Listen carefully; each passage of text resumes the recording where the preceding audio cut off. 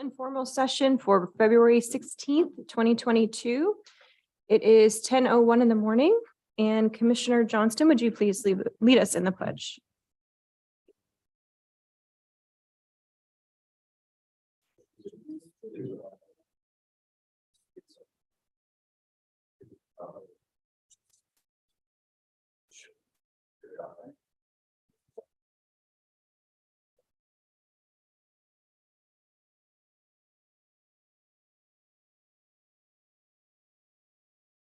Okay, we have quite a lengthy agenda today with 2 public hearings, so we will try and get through this as expeditiously as we can. We also have an executive session immediately following the formal session, and the purpose of that is for labor negotiations and for real property transactions. Item C is our calendar session. Anything to add to the calendar?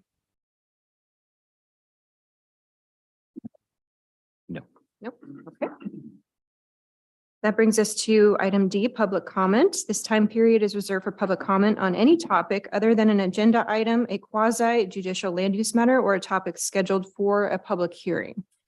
So if you're in the audience or you're online and you wish to submit public comment, please do so at this time. And if you're online, please raise your virtual hand.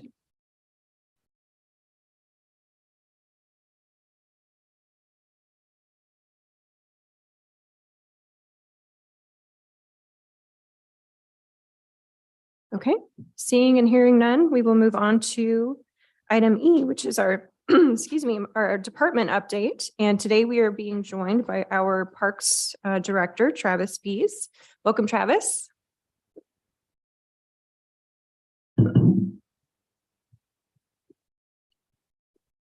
And Director Lago, welcome. Morning. Thank you. Welcome. So Travis and I usually team up on parks, so we thought we'd both give you a brief update. Sounds great. All right, so I'll start with Ed Grenfell Park. The new accessible restroom is complete. It has running water, flushable toilets, and its own septic system, and will be open this spring. Late last summer, Public Works did some bridge repair work on the low-rated bridge. So now the public and maintenance vehicles can cross the creek to the other side of the park. Charles Metzger Park, Public Works will be removing the existing bridge that's load-rated, narrow, and not pedestrian-friendly. Then Public Works will install a new upgraded bridge. We will use the bridge members from the old steel bridge at Deer Creek Park that now has a new concrete bridge. The new upgraded bridge will be wider and pedestrian-friendly. This again will allow access for maintenance vehicles to cross the creek to the backside of the park. At Deer Creek Park, before construction started, for the construction started on the vehicle bridge, we moved a pedestrian bridge there as well. That way, during construction, public had access to the park. We're going to leave that bridge there now that the road bridge is fixed, and we're going to have concrete steps built up on each side. And the the parks employees will actually be building the rail on the steps. Also in the summer, we're going to be paving the existing gravel road in conjunction with the CIP overlay projects that I presented to you a couple of weeks ago. This will save money in parts because there'll be no construction mobilization cost, and we'll get a break on asphalt costs the more we buy. But the parks master plan, well, we'd planned to start that in the fall of 22, but Travis and I needed more time than we thought to get the parks department going in a new direction. After all, it was a new director, a new manager, new staff, and inmates were not being released out of the jail, and community service numbers were low. So in other words, the labor force was not there like there was before COVID. And Travis had to step in wherever he could to help out.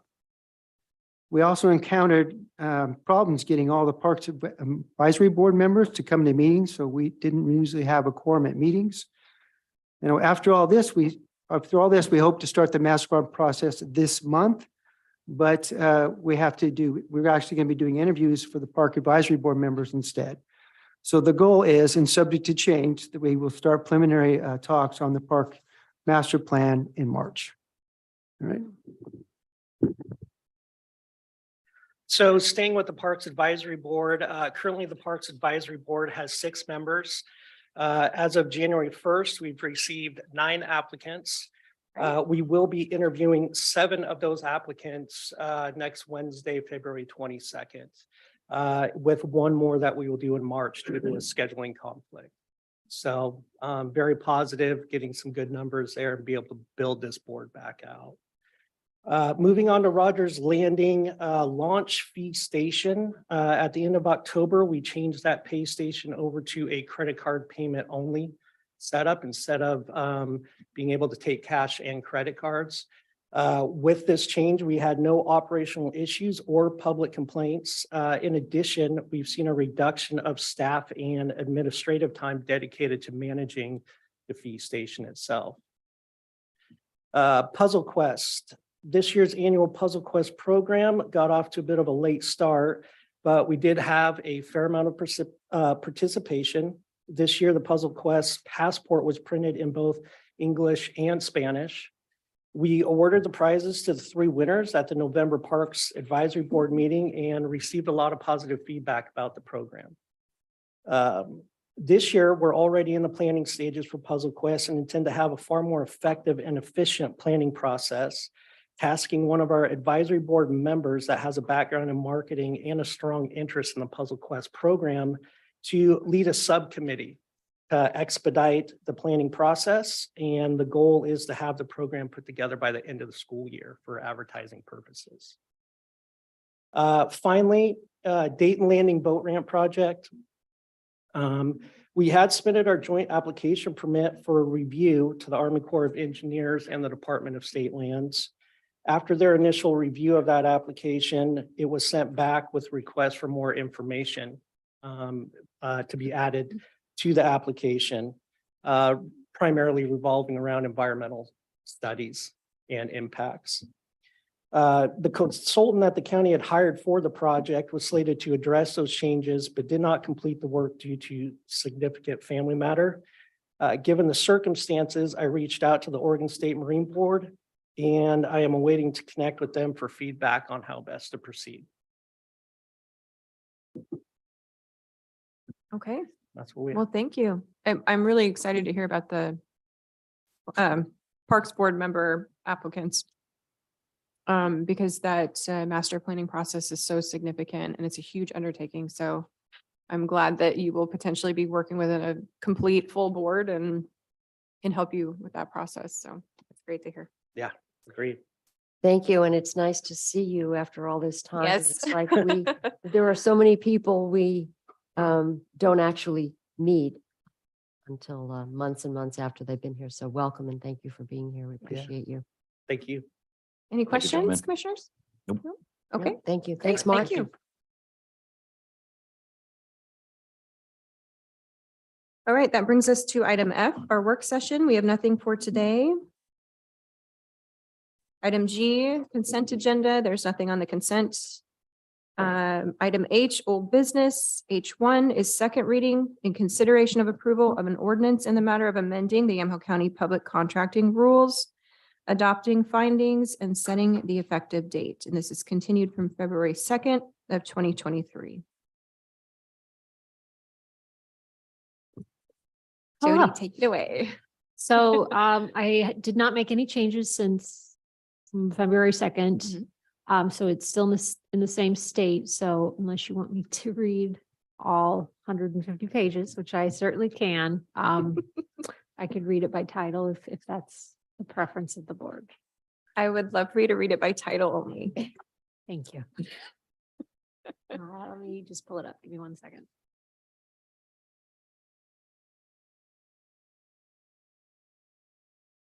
Do you want it? Okay, in the matter of amending the Yamhill County Public Contracting Rules, adopting findings and setting the effective date. Okay, so now we just need a motion to approve. Any last final words? Okay, all those in favor signify by saying aye. Aye. All opposed, same sign. Great, Woohoo. thank you. Motion passes. And Did we just- forget something? No, okay. Just to clarify, it doesn't go into effect until May, so Right, 90 Yes. days. 90 days. Okay. yeah. And thank you for this. This has been a big project, so I appreciate the board's Yes, and thank you for cooperation your and work as assistance well. with this. So, Huge project. and Jody as well. She did the lion's share of the legwork. So thank you. Okay, item I is other business. Item I1, consideration of approval of a personal services agreement between Yamhill County and Coates for the development of a fentanyl awareness campaign in the amount of $72,000 effective upon execution through March 1st of 2024. Chair, a couple of comments about this. I had a discussion with our Health and Human Services Director yesterday because I had some questions about the fact about the specifics of this contract. And then I did get some follow-up information that I would like to share and then see if there would be any interest in having some discussion. But I'll tell you what my initial concerns were. My initial concerns were that we were spending $72,000 on a Portland advertising agency to come up with material about fentanyl dangers. And I just a cursory look around, there were lots of programs and lots of information, including videos that had already been produced and were available. And so I asked our Health and Human Services Director why we weren't basically just using that material, since a lot of it was on the CDC website or available in other places, and then save this money. Because if you look at the type of service and the hourly rate, it's significant. And the answers I got back were that, number one, this is money that is devoted, it comes right from OHA, specifically devoted for and earmarked for this particular type of a project, which is opioid prevention strategies. In addition to that, the question was whether or not OHA would allow us to roll those funds over. So in other words, if they weren't spent, then we would forfeit the funds. So again, it came down to whether or not this was a appropriate use of taxpayer dollars. We know we are late to the game when it comes to the fentanyl discussion, that this is the train has left the station on that. And we're seeing people, the bodies are mounting up. So it's not that I don't think we need a program and a public health a program, awareness program, but I was just wanting the board to kind of weigh in on what my concerns were related to whether or not this is money well spent. I had asked our director, could we find somebody locally who could work on this? And that it's not that easy to find folks who will be able to do this caliber of not only social media. I'm not 100% sold, but like to know what you think. Sure, I had some of the same concerns because I've been participating in some of these meetings and seminars throughout Oregon, actually nationally, that are being put on by nonprofits ran by parents who have lost children to fentanyl overdose. And one group in particular is managed by Jennifer Epstein. She's in the Beaverton School District, but she has developed an entire set of curriculum. I actually printed it out. It's all here. It's already ready to go. And this is actually approved already by the U.S. Department of Education. So very low barrier to entry, getting this in front of our kids in our school districts. It's already been approved in terms of the content. So I had the same concerns, paying a consultant $230 an hour that lives in Portland to come up with a campaign seems like kind of a waste. I would rather that money go directly into our schools. And frankly, I think time is of the essence. I don't want to wait. The timeline on that contract or proposed contract was quite lengthy. I would prefer not to wait that long. The material is already here. It's already available. It's ready to go. It just needs to be packaged into something that can be deployed in Yamhill County quickly. And so I share your concerns. It sounds like from the description of what that money could be used for, that we could use that money for developing a local campaign that doesn't require all of this setup. So I would be interested in asking Director Manfred if we can't, reset the plan for that money and see if that would be acceptable, because that's a lot of money. I mean, this group in particular, it's called Song for Charlie, but this group in particular was going into schools free of charge. These parents show up and they give these presentations. And so in terms of the financial requirement, it's very, very low. So $72,000, if we had access to that, we could do something locally and more immediate. that would have a huge impact. We could be in every middle school and high school in the county. So I'm more interested in something like that. That's more immediate, more direct, and uses what we already have, which is National Department of Ed curriculum for fentanyl specifically. And so the question back to Lindsay Manfred would be if the funds can be allocated towards that.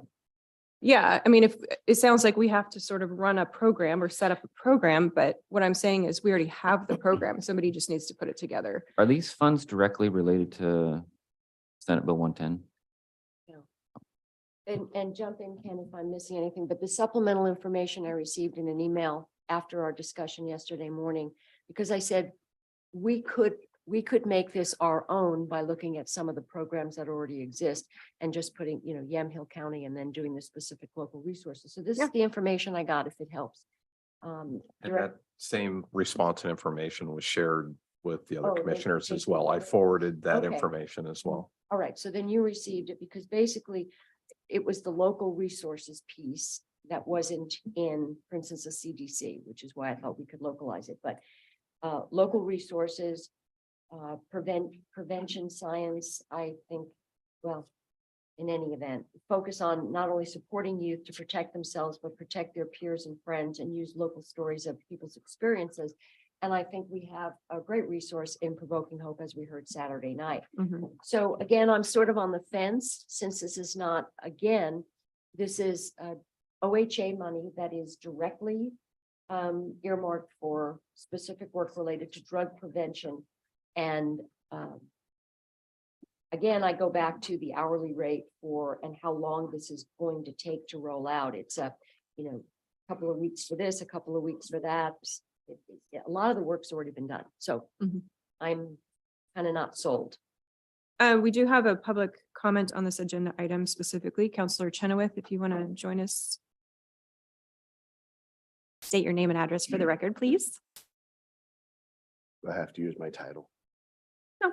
Okay. Chris Chenoweth, 977 Southwest Dove Court, McMinnville, Oregon. I'm here before you. I came here today specifically because you're talking about fentanyl.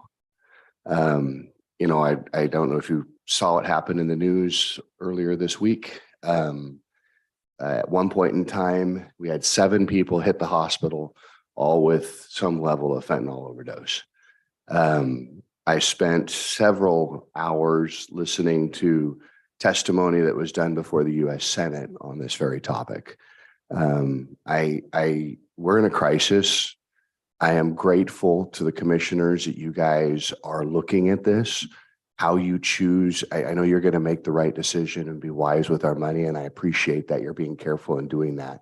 I just want to come before you and say thank you for actually addressing it, looking at it, trying to find a way to get information into the hands of our young people, because it's one pill. Sorry about that. It's one pill. Right. When I grew up, I mean, I'll be transparent. I was a drug user. I was a dealer for a number of years.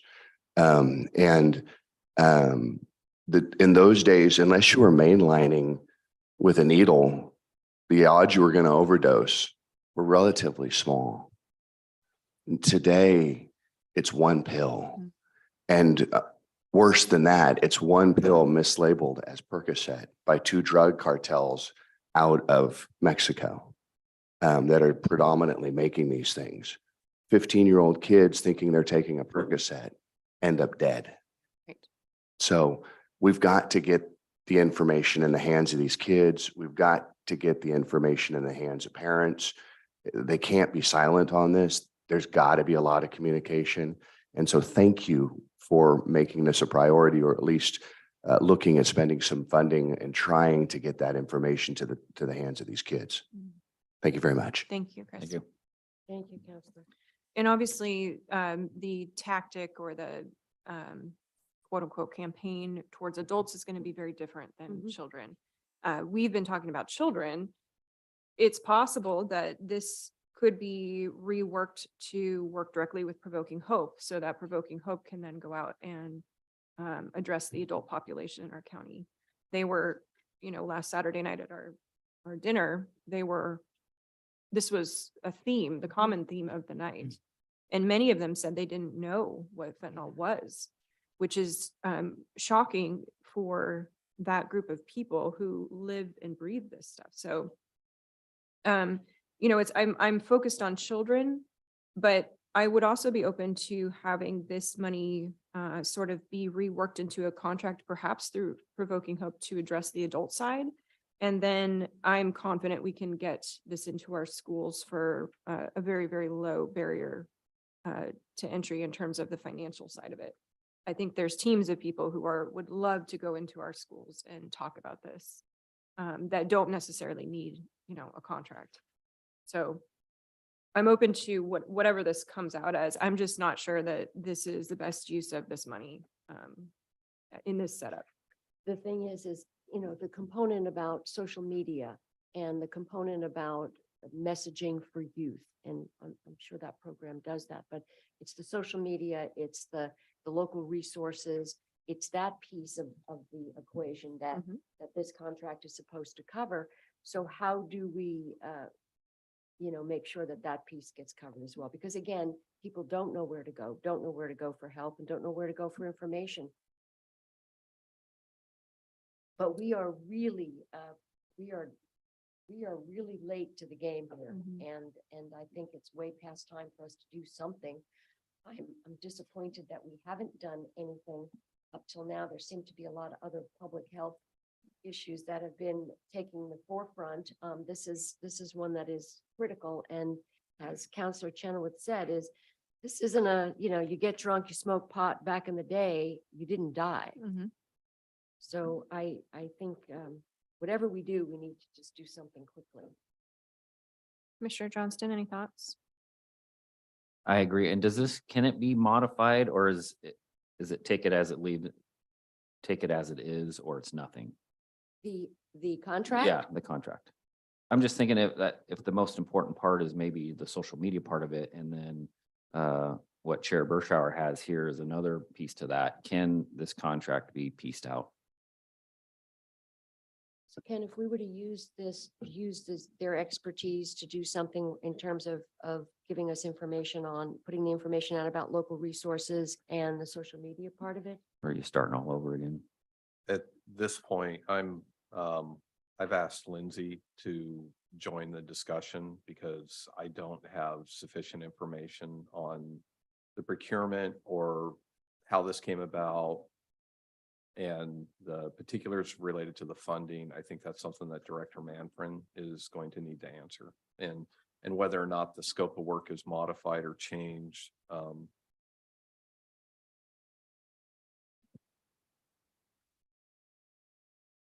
Lindsay asked for a link to the zone. There she is. So I'm going to defer because Director Manfred's joining right now. Okay.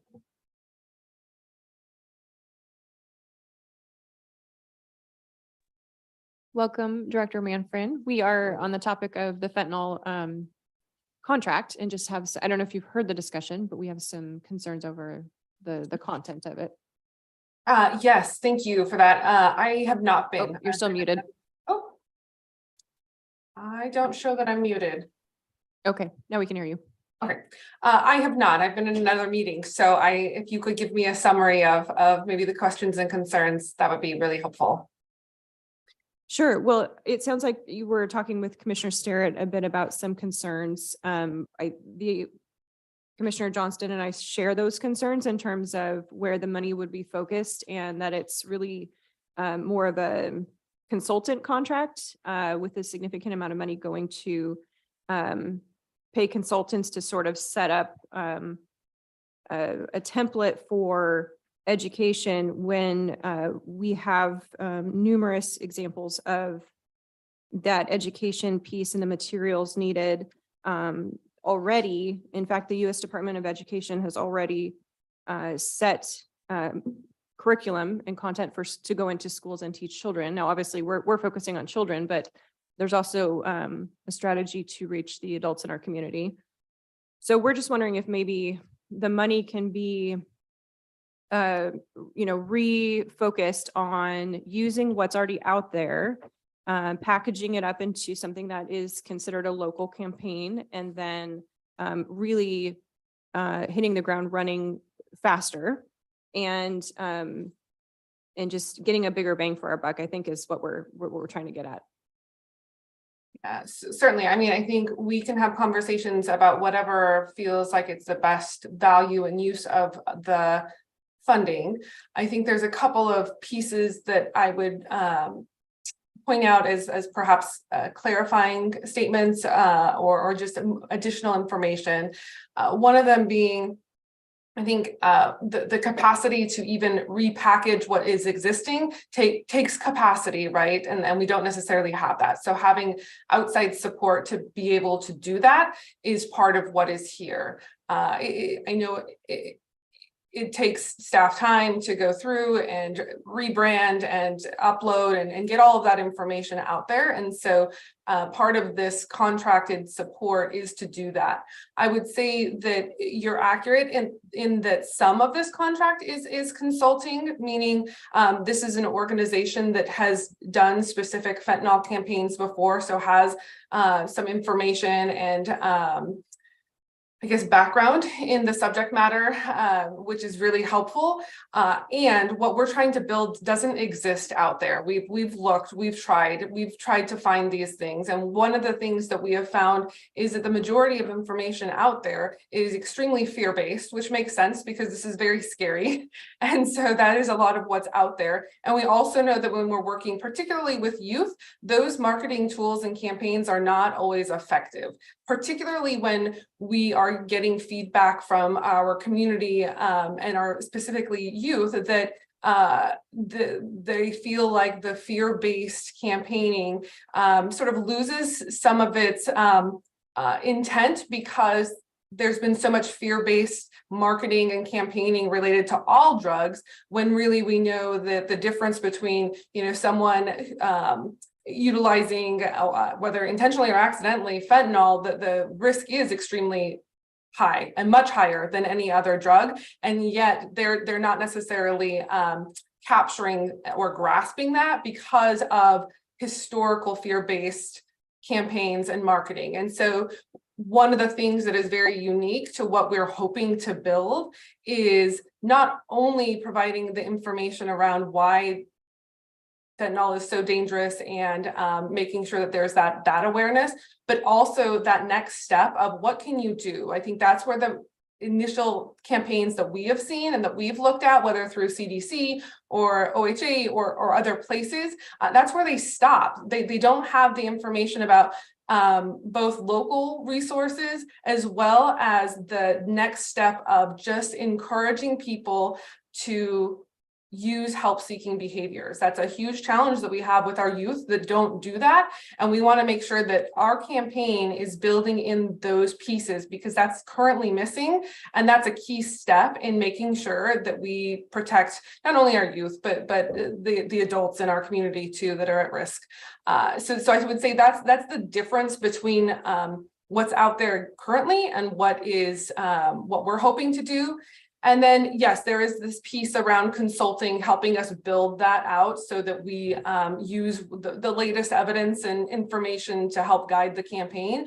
But the other piece is within the contract, I wouldn't categorize as consulting. It's really building this platform for us so that we have this a virtual platform with all of this information that will be built on our behalf and then handed over to us, where we will have to maintain it. We will have to keep it updated, just like we do with our existing website platform. And we hope that we will be able to build it over time. So things like our behavioral health regional network that has been funded through Measure 110 funding really wants to have their own platform to direct people to, so that it doesn't feel like you have to bounce around to HHS. And I'm not going to list a bunch of other community partners, but so you don't have to bounce around. You can go one place and find all of the information you might need if you or a loved one has a substance use disorder or is wanting to be in recovery, or, you know, whatever we want to call it, having that repository. And so this is sort of a first step to being able to build that out. And we don't have the capabilities of building that platform. We just, that's not something that we have. We have connected with IT around that, both from a concept standpoint and a contractual standpoint. And they have been supportive of this web-based platform that's, again, it's cloud-based, so it doesn't interact or interface necessarily with our systems. But we would use that, but this organization would be building that on our behalf based on our feedback if the contract was to be approved. Chair, I have a question here. Thank you, Director. I'm looking at the timeline, and I know we discussed this yesterday. The timeline: kickoff meeting 1 week, discovery phase 2 weeks, campaign development 4 weeks, ground truthing campaign 3 weeks, content outline 4 weeks, client review 2 weeks, training 1 week, creation of print collateral 3 weeks. So you're looking at 6 months. It says the project lasting about 6 months, breaking out over the following phases of work. Now, we've all had experience, and I'm coming to it with a very jaundiced eye, because we've all been aware of various types of, you know, task force and focus groups and consultants that come back to us with exactly what we knew. And it was a lot of money getting there. I'm looking at the length of time it would take us to get this done. And if this agency has been doing fentanyl type of campaigns, I'm wondering, you know, why we couldn't expedite things, get things going faster. Yeah, I am always in favor of trying to get things expedited. I will say that this organization has been sort of chomping at the bit, if you will, and has been held back significantly just by our own internal processes that take time for contracting. And so that is part of the delay in even being able to get to this next phase. With that said, I would be absolutely happy to go back to the contractor and say, we need to shrink this timeline. We need to expedite this and get more information about what that would look like. Is that we could just use the same steps that you outlined here on the timeline that's in the contract and shrink them? Or does that mean we would need to omit some of those steps to hit a different target? And I'd be happy to do that if that's the desire of the board. Thank you. Just the procurement process, and what was the RFP? What was that like? And did we get a number of other bids? I'm sorry, I'm having a hard time hearing. I've got my volume up as high as it can go, but I'm Just as far as, do we have other agencies send in a proposal? And just to clarify, this wouldn't have been subject to a formal RFP process. There would have been a request for quotes. And that's where we would, a department doing this type of procurement would try to secure at least 3 different quotes or attempt to get 3 quotes. So, and then Lindsay can talk about the quotes that they may have received or considered. Yeah, because I'm just wondering how we got to this particular agency. Sure, absolutely. And as Ken said, we didn't do a formal RFP process because of the where the dollar amount landed. But we did attempt to get multiple bids and quotes. And what we found was there were not other organizations within the state of Oregon, and we did some Google searching to try to find outside of Oregon as well, organizations that had history and expertise in this type of campaign. Okay, thank you. And just as a quick reminder, because part of this, in addition to the supporting our team in building a local campaign with the message that we want, it's also that platform and building out that platform that they can hand over to us and then we could maintain. Thank you. I understand the desire to have a local platform, meaning something that you can sort of build off and send people to. It's a central hub of information. I understand that piece. I don't like the fact that we have a contract in front of us where the administrative support person is charging us $120 an hour, and it goes up from there to $230 an hour for some of these folks. I mean, that just seems exorbitant. I also haven't seen any evidence that the campaigns that are in schools currently are not effective. I literally sit on meetings with parents and some of these organization leaders from across the country, and they are talking about how effective these are, how school districts are coming to them and they want them to be in the schools to do these assemblies, to provide this curriculum, to provide these connections on social media. So I haven't seen any evidence that the curriculum that is currently being used and has already been put together and tested and made sure that it's appropriate for children from middle school through high school is ineffective. I just haven't seen that. If you could offer some evidence for that, I would appreciate it. But I really feel like this is, this contract in many ways is reinventing the wheel. We don't need to reinvent the wheel. We can use what we have. I also don't like to see exorbitant contracts, and this feels like it's exorbitant. I certainly can't speak to the hourly rates of individuals outside of our organization. And so if there is a level of feeling uncomfortable there, I think that would be just a part of a potential contract renegotiation that may or may not be fruitful, right? I can't say what they would offer on their end if we needed to trim down. As far as existing work that's happening, I have a few thoughts that I will share and can speak a little bit to data around effectiveness. And one of the things that I will share as an observation is that as the Health and Human Services Director, I hear from schools regularly that they need more support in this area. And that is something that is frequently coming out. And that is something that we have regular conversations with superintendents and other school personnel regarding. Not necessarily, this contract, right? We haven't talked with them about this contract, but the need for more related to this is an ongoing theme that I have had over the last couple of months that has been escalating. We also participate both from a behavioral health side and a public health side in those school events anytime we have.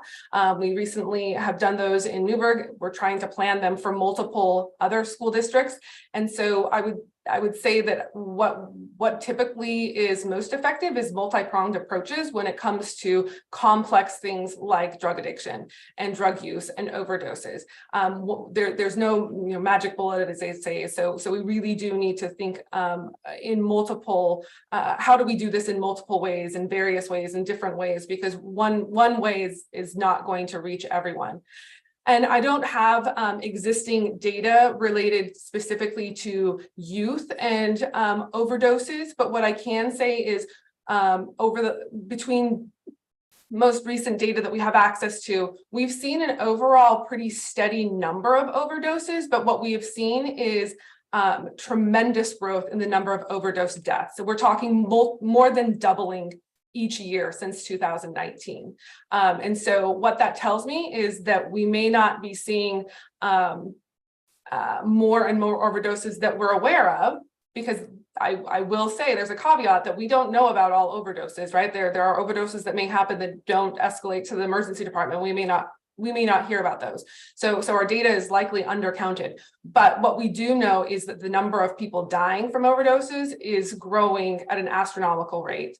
And we know that we have schools asking for our help. And we know that we have situations that have been in the media recently of schools within the last, 30, 60 days of some pretty intense issues that have happened. And so those are all pieces that lead me to think we really need to think holistically about this, and that it's not a one size fits all, and it's not a one thing is going to help resolve this, that we should be thinking about what are all the different types of ways that we can impact this in a positive direction.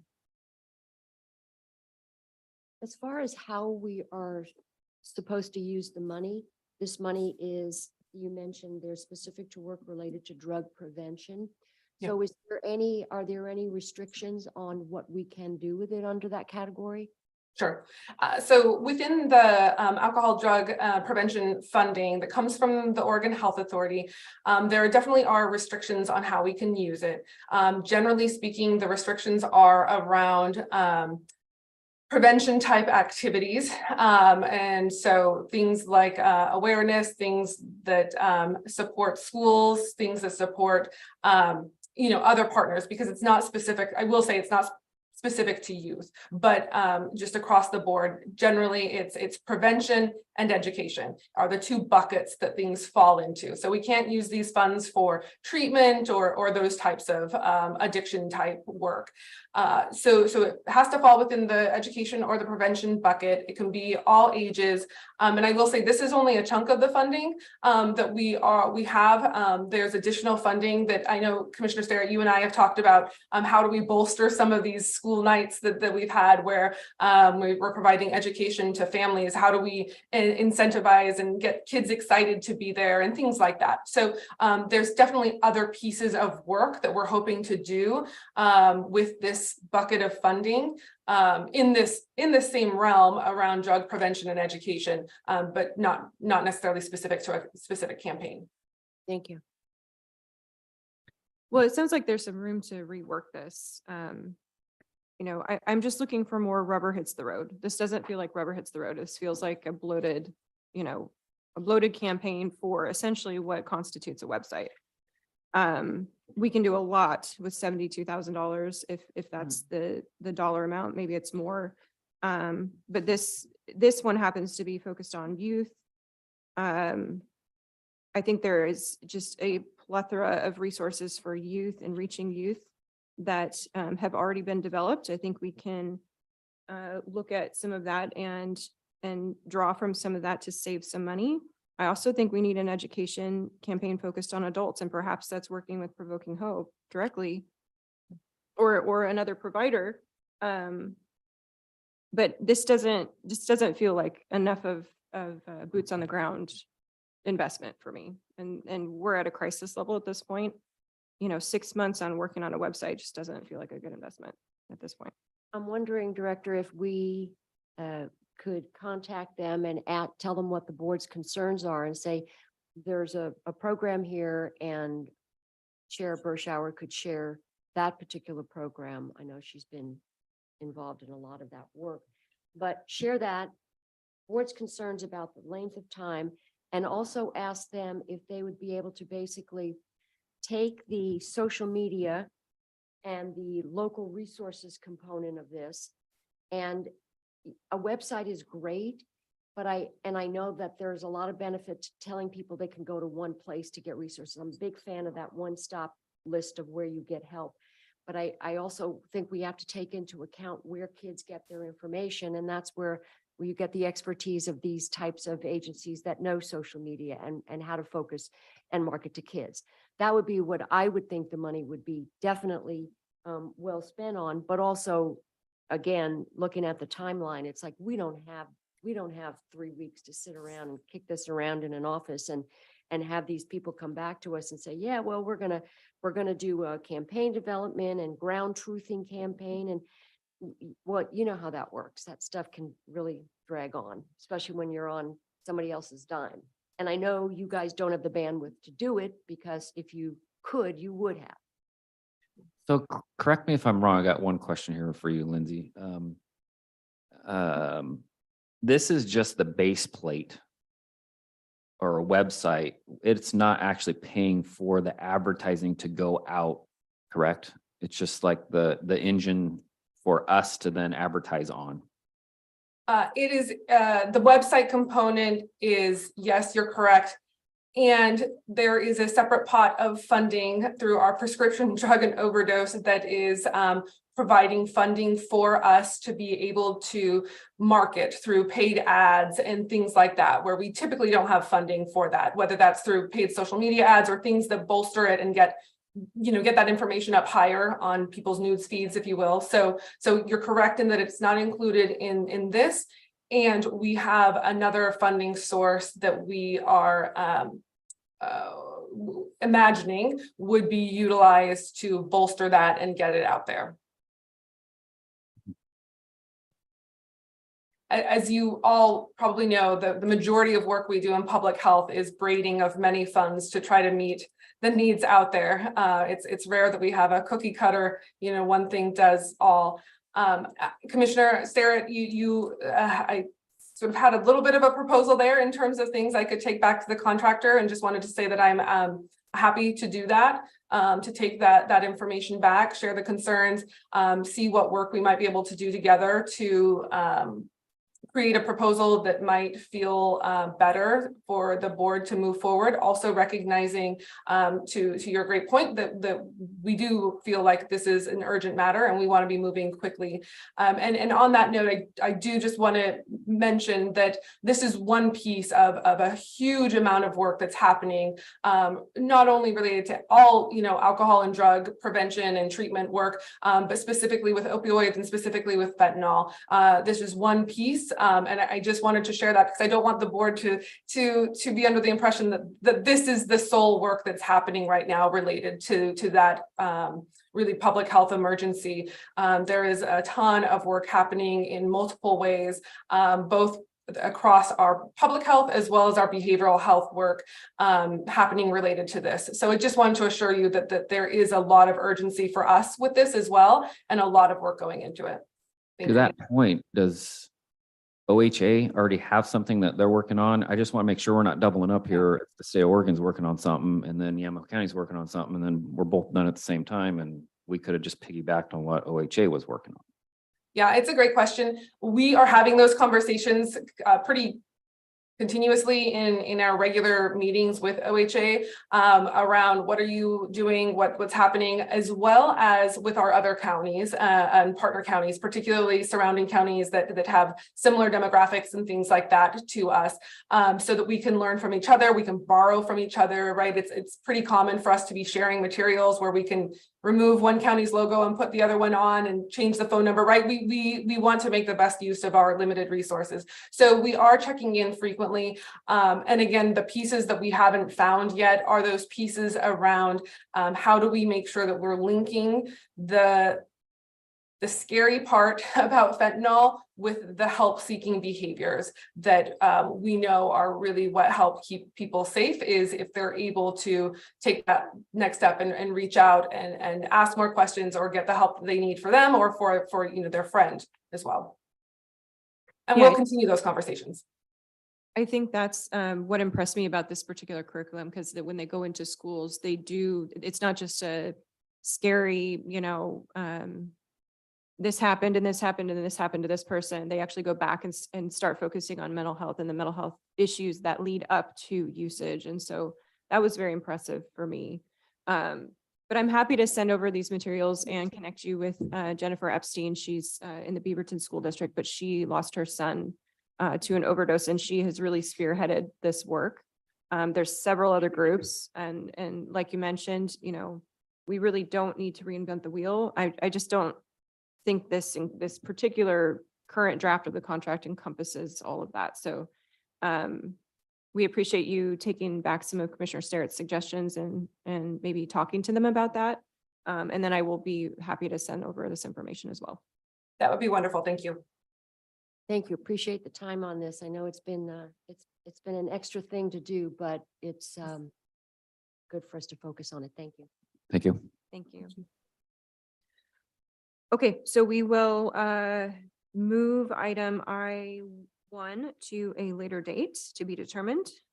Let's see. Item I2 is consideration of approval of a memorandum of agreement between Yamaha County and Oregon Health and Sciences University for the Nutrition Oregon campaign in the amount of $21,000 retroactive from January 1st, 2023 through December 31st of 2023. Chair had some conversations with Director Manfred about this as well, and I would move approval. Okay, great. Commissioner Starrett moves approval. Any further questions? No. Okay. All those in favor signify by saying aye. Aye. Aye. All opposed, same sign. Thank you. Motion passes. Item I3, consideration of approval of amendment number 3 to the provider agreement between Yamaha County Health and Human Services and Yamaha Community Care Organization, YCCO, Board Order 20-457 for safety net services retroactive to January 1st, 2023 through December 31st of 2023. Chair, I move approval. Okay, any further discussion or questions? Chair, if I could make one comment. I'm working with HHS on finalizing some of the language in this third amendment. It's not going to materially change what's proposed in the amendment, but if you could, I would ask the board to approve this subject to the final review and approval of county council's office. What are the changes? I know you said they're not So, material, but they made some changes in the second amendment, and they're making changes to those same provisions in the third amendment. And we're just clarifying that to the extent there is new language in the third amendment, that it is intended to replace the language in the second amendment, because the language isn't exactly correlated. So I just need to put in some language that will say, to the extent it's in Exhibit 3 or Amendment 3, it is replacing the language in Amendment 2. And to the extent it's in Amendment 2 and not addressed in Amendment 3, it's still an effective part of the contract. This is the challenge when you have contracts that get amended multiple times. We have to be very careful and thoughtful about making sure that as we work through these amendments, anyone who looks at it, a third party who looks at it, can understand, okay, this is now the operative language in this most recent amendment, and not hopefully have questions about, well, is there still some language in the second amendment that I need to be also aware of? So that's what I'm trying to make sure we've clarified.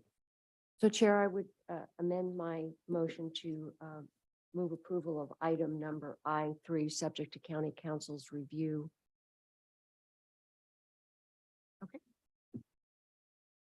If there's no further discussion, all those in favor signify by saying aye. Aye. Aye. All opposed, same sign. Thank you. Motion passes. Thank you. Thank you.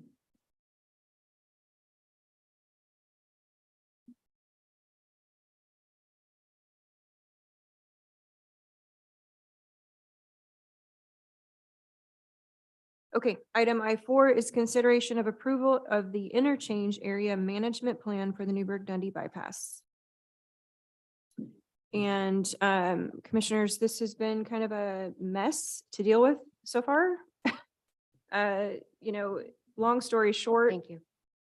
ODOT indicated to us very late in the game that they need the commissioners, the county to approve the IAMP as well as the city of Newburgh. We both have to approve the same version in order for them to move forward in developing phase 2A, which is the actual interchange. They are slated to go out for bids on April 6th. And so the timeline is really down to the wire. The IAMP was initially drafted by ODOT. It then went to the city of Newburgh, and a member of the staff of the city of Newburgh submitted changes or did edits to it and added some language that I'm not comfortable with. So the original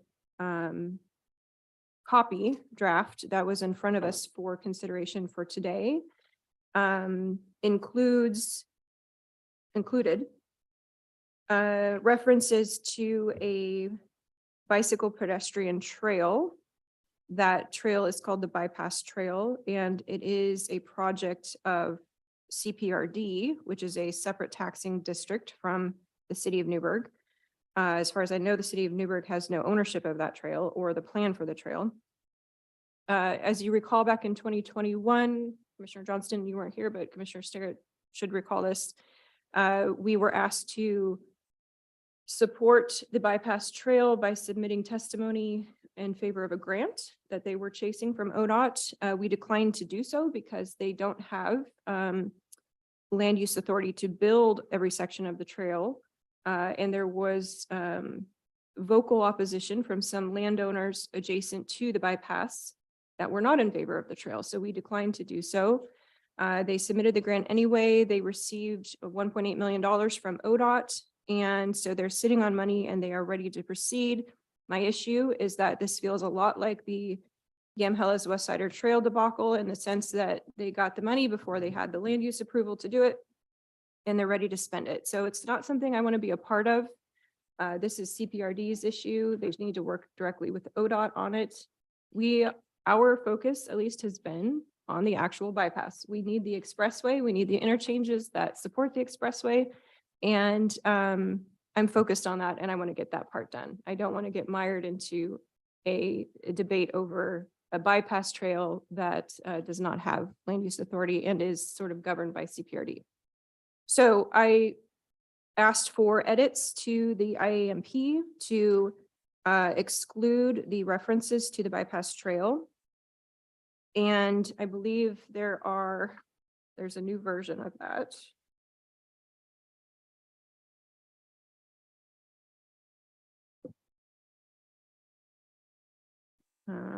Maybe I'm the only one who has the copy of the new version. I have a question. This might be something, I'm not sure, Jody, if you want to handle this, or Commissioner or Chair Bershauer, if you want to. The track changes version on page 15 says the portions of the Chehalem Parks and Recreation District Plan Newburgh Dundee Bypass Trail within the Hill County will need land use approval. Mhm. And that's crossed out. I asked for every mention of the trail to be crossed out. It's not part of the interchange, the Okay, I'm just program that we're all right, approving. wondering if, because that doesn't seem like it's a bad thing. That language I think was requested to be added by Ken back in October when we first got a copy of it. So they added that a while ago. Ken at Friday? Ken Friday's request. Okay. The amended IAMP that I was sent showed track changes from Doug Rux from the city of Newburgh, and his changes were requesting to add the bypass trail. So my understanding is, based on what I've seen come through my email, is that these were initiated by Doug Rux. There's also, I noticed on page 4, there's a cross out, but it should be crossed out also on page 5, the on this term one. pedestrian path. Okay. It's a bullet point on page 5. So when you adopt it, just maybe make note of that. Okay. So basically, and Kit, you mentioned that you attended the bypass committee meeting early this morning. Parkway this morning, yep. I did speak with the mayor last night. He was completely unaware of what this is, first time he'd ever heard of it. So there seems to be some miscommunication between staff and the mayor and the city council, current city council. He did apparently attend the bypass meeting He this did. morning. Yep. And talked about the issues that we have. And so it doesn't sound like it's a problem if we make these changes. We'll send it right back to the Right. city of And Newburgh. It sounds like, yep, City of Newburgh also has issues with it, so we're not the only ones. Would this be something the city council has to address? Or I is, believe they have to approve it. okay, So that's at least the process. And I would like to approve at least the edited version today so that we're not holding this process up because ODOT, came in late to the game and said, oh, we need this. Was it not originally approved by Newburgh City Council? It was? It was originally, but that was back in December. Okay. So the wording that we're crossing out was approved by Newburgh City Council? Okay. Yeah. Yep. That's my understanding, that when this originally came about, it first went to city staff and then they presented to city council. And so then the draft that came back with the city of Newburgh comments, that's my understanding. And so then it was requiring the board to now review, because it requires agreement between both the city and the county for ODOT, so. yeah, I would be in agreement that we should move this along, get it to Newburgh, and because it's, again, way past time to get this thing wrapped up. Mhm. And I have those same concerns, and I won't go into the history of some of the concerns I have about how CPRD had addressed opposition that was never noted, minutes that were not accurate listing. There were folks there who were in opposition to various things. So I think it's important for us to keep an eye on that. We've learned the hard way. Okay, and I do want to mention too that I did meet with Dave Hageberg to discuss this particular document, and in that conversation, he let me know that based on, I think this is House Bill 2017 funds. I'm trying to remember which fund from ODOT, but based on the stipulations in that fund for these monies, they have to go through a PLA, which is basically an agreement with the unions to, as to how they're going to handle the labor part of these contracts. And at this point, they're not in agreement. So, Right, and There- that's what the holdup is on phase 2B, I think, okay. as of this morning. And they mentioned that this morning. Okay. So that's out of our control. Obviously, that's something ODOT has to do directly with the unions, but at least let's, get this piece off the plate so that they can proceed if they get to an agreement. So I will move approval of the interchange area management plan for the Newburgh Dundee bypass phase 2A with the updated edits on page 4, striking a pedestrian path. On page 5, striking pedestrian path. Page 10, striking the paragraph that starts with the OR 18 Newburgh Dundee bypass phase 2 project incorporates the Chehalis Parks and Rec District planned Newburgh Dundee bypass trail. That entire paragraph. And then striking on page 15, the portions of the Chehalis Parks and Recreation District planned Newburgh Dundee bypass trail with Yamhill County will need land use approval. So that's a motion to approve. Is there further discussion or questions? No, but just to correct what I said, 2B phase that they're negotiating still, it's 2A, the Winooski interchange. Yeah, same one. Yep. Hopefully they can do that rather quickly and then go out to bid in April, so.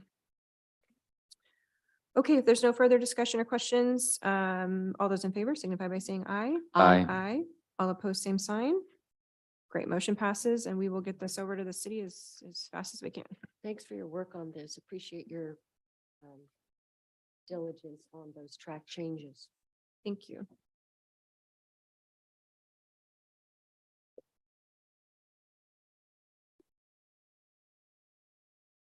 Okay, I5, consideration of approval of an agreement between Yamhill County and HR Green Fiber and Broadband LLC for rural broadband consultant services in the amount of $198,481.82, retroactive to February 9th, 2023 through February 9th of 2024, with 2 additional one-year term extensions. And Ken, maybe I'll have you kick us off here on this discussion. Are there specific questions? Otherwise, this is all related to the ARPA funds that we've had identified for rural broadband projects in addition to out of our own allocation that came to Yamhill County. We also received an additional $2 million from the state for rural broadband under ARPA. So we have funds available.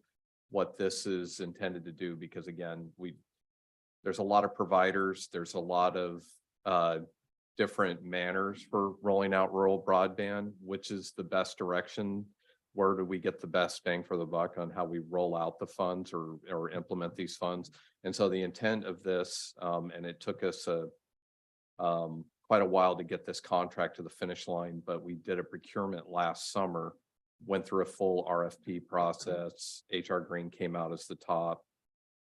We made the selection. We've been going back and forth with trying to finalize the contract. That's why it's taken 6 months before we're here now to present this. But really, it's a pretty big endeavor to work with all the area providers, trying to collect that information, find out how best to invest the funds that we have, and whether that looks like a grant program or some other means. They're supposed to come out with recommendations as part of the scope of work, including a huge data warehouse and collection, the information that we don't have at the county. So being able to, I know there's a lot of resources available or data exists out there, but we just don't have the capacity to compile all of that and provide meaningful recommendations on how best to invest these funds. And so that's the intent of this program. I have a question. I know we talked several years ago when some providers were interested in sort of courting us for this project, and there was a lot of work done on their part. that would be something that this would be able to incorporate. Well, that was one of the issues. We did a request for information out to all area providers, and I don't remember the dollar amount, but I want to say that we were getting proposals back in the hundreds of millions of dollars of Mhm. funds needed to expand, broadband and what Right. that means. So how do you, a lot of that data, the reason we ended up here was based on responses that were received from all the area providers and the types of projects that they were proposing. That was another one of the issues that we had. So which one is the most meaningful, or it's going to end up addressing the most, those areas that are struggling with broadband or fall within the criteria of ARPA and the rules on how we invest those funds, because there's all kinds of data uploads and download minimums and, so the intention is HR Green will then work with all those same providers and hopefully they'd be willing to share again, the information that they have so we can compile that into part of the outcome of this plan on how best to roll these funds out. And all that information that they would be gathering would be geared towards the monies that are allocated towards the broadband expansion, right? Correct. Not $100 million project. And then the other part with this is because, as you know, over time, there's been additional funds, whether it's through Business Oregon or from the state or additional federal funds. That's going to be another part is looking at all the available funding that may be available to also further the project as well. So it's, my main thing is because we have timelines associated to ARPA and I want to ensure that, and I have to report back to the state on the $2 million on how we're using those funds because we're up against some timelines. But then the other part is those funds are really maybe part of a much larger initiative. And hopefully one of the outcomes from these plans is also going to be identify these other funding sources or get the county in a much better position to support our providers for expanding in areas that maybe just didn't pencil out for the providers, as far as why there's gaps in coverage in those areas. I just want to add in terms of the other funding this week, yesterday, the Special Operations Committee meeting of AOC, we were basically concerned about House Bill 3201 and fixing some of the federal broadband rules. There were conflicts in this bill. So what this would do is remove the barriers to the federal funding and also could add significant up to $500,000 because the maps are not accurate. So that's a fix happening at the state level. Okay. Let's see, timeline, just to make sure. 2 phases is a total of 9 months. Okay, so that puts us well within any sort of ARPA deadline in terms of deciding. Okay.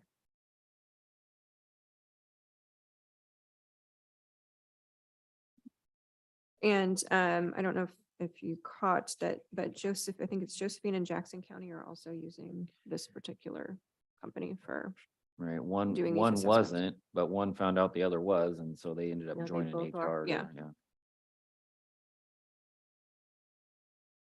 and I think Tillamook County is doing it as well. but- Okay, I will move approval of item I5. Are there any further questions or discussion concerns? Okay, all those in favor signify by saying aye. Aye. Aye. All opposed, same sign. Thank you. Motion passes. And thanks to Justin for his work on this as well. I6, consideration of approval of a contract employment agreement between Yamhill County and Dana Corelli for special juvenile justice services not to exceed 19 hours per week at the rate of $50 per hour effective March 9th, 2023 through March 8th of 2024 with annual auto renewal. So this is, this contract employment agreement was requested by the director. Dana Corelli's retiring after 41 years of outstanding service to the county. And obviously that's some big shoes to fill. And so the intent of this contract is so she's available to assist. No decisions have been made yet, that we're still going through the recruitment process. in finding her successor, but the intent of this contract is so she's available on call to help with that transition and assist with onboarding the new manager. She'll be missed. Oh, she's a gift. She's I've- amazing. I have gotten to know her personally over the past few years and she's an absolute gift to this Yeah. county. And I'm very thankful for her, considering the circumstances that she's, invested in the succession plan and making sure that we can fill her shoes. So, Mhm. Mhm. okay, I will move approval of item I6. Is there further discussion? No. Okay, all those in favor signify by saying aye. Aye. Aye. All opposed, same sign. Thank you. Item I7, consideration of approval of the quote and purchase of 15 Lenovo ThinkPad E14s and 20 M70Q desktop laptops from Tech Heads in the amount of $34,835. Chair, I would move approval. Okay, any questions, discussion? No. All those in favor signify by saying aye. Aye. Aye. Aye. All opposed, same sign. Thank you.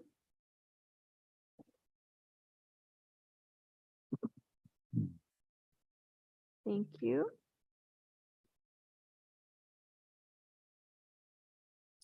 Item I8 is consideration of approval in the matter of an order declaring certain real property as surplus, authorizing the sale of the property and ordering distribution of proceeds.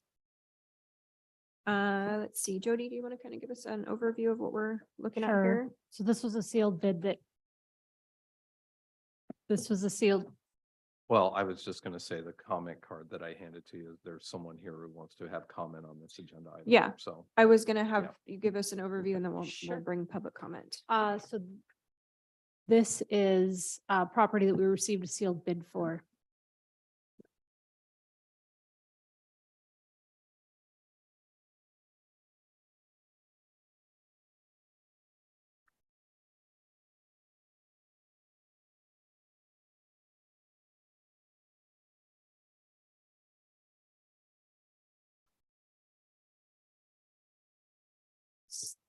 So, let's just start with this. So this Okay. property is actually for property that, we received a sealed bid a couple weeks ago. And, I think the bid was about $300. It's a different property than what I think that particular commenter is asking about. So I don't know if you're Michael, okay. We'll have to, let's get through this first and then we'll talk, okay? So this is, if I remember correctly, just a chunk of, I want to say farmland. This is the It's that Skybird. triangular piece the between Skybird Mountaintop and Hill Road. offer. Yes, The thank neighbors you. are Yeah. interested in purchasing. Yes, so this is Mhm. different than what I think you're here for, Michael. Yeah. So that's all this one is for. And you did accept the bid, sealed bid 2 weeks ago already. So this is just formalizing the deed.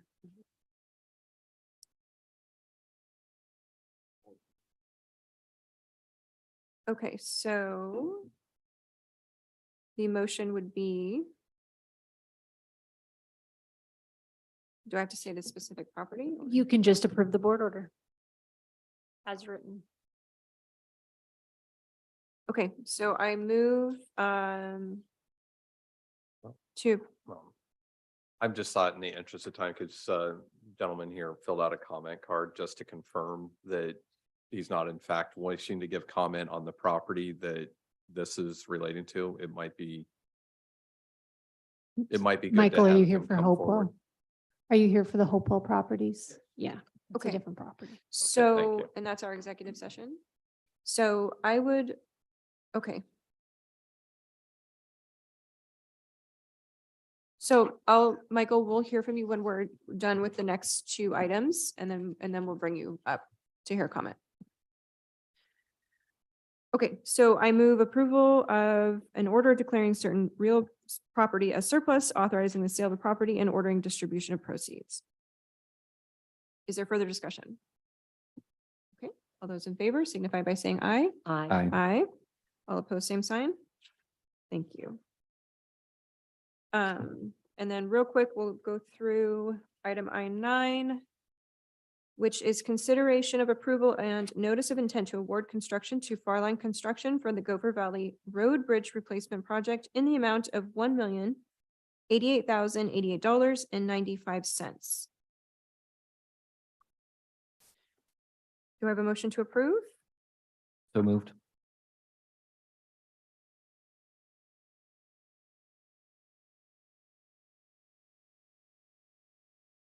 Okay.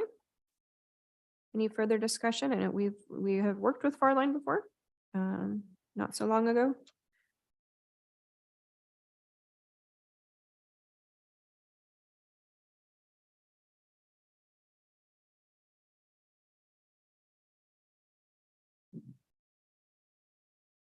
Okay, if there's no further discussion, all those in favor signify by saying aye. Aye. Aye. All opposed, same sign.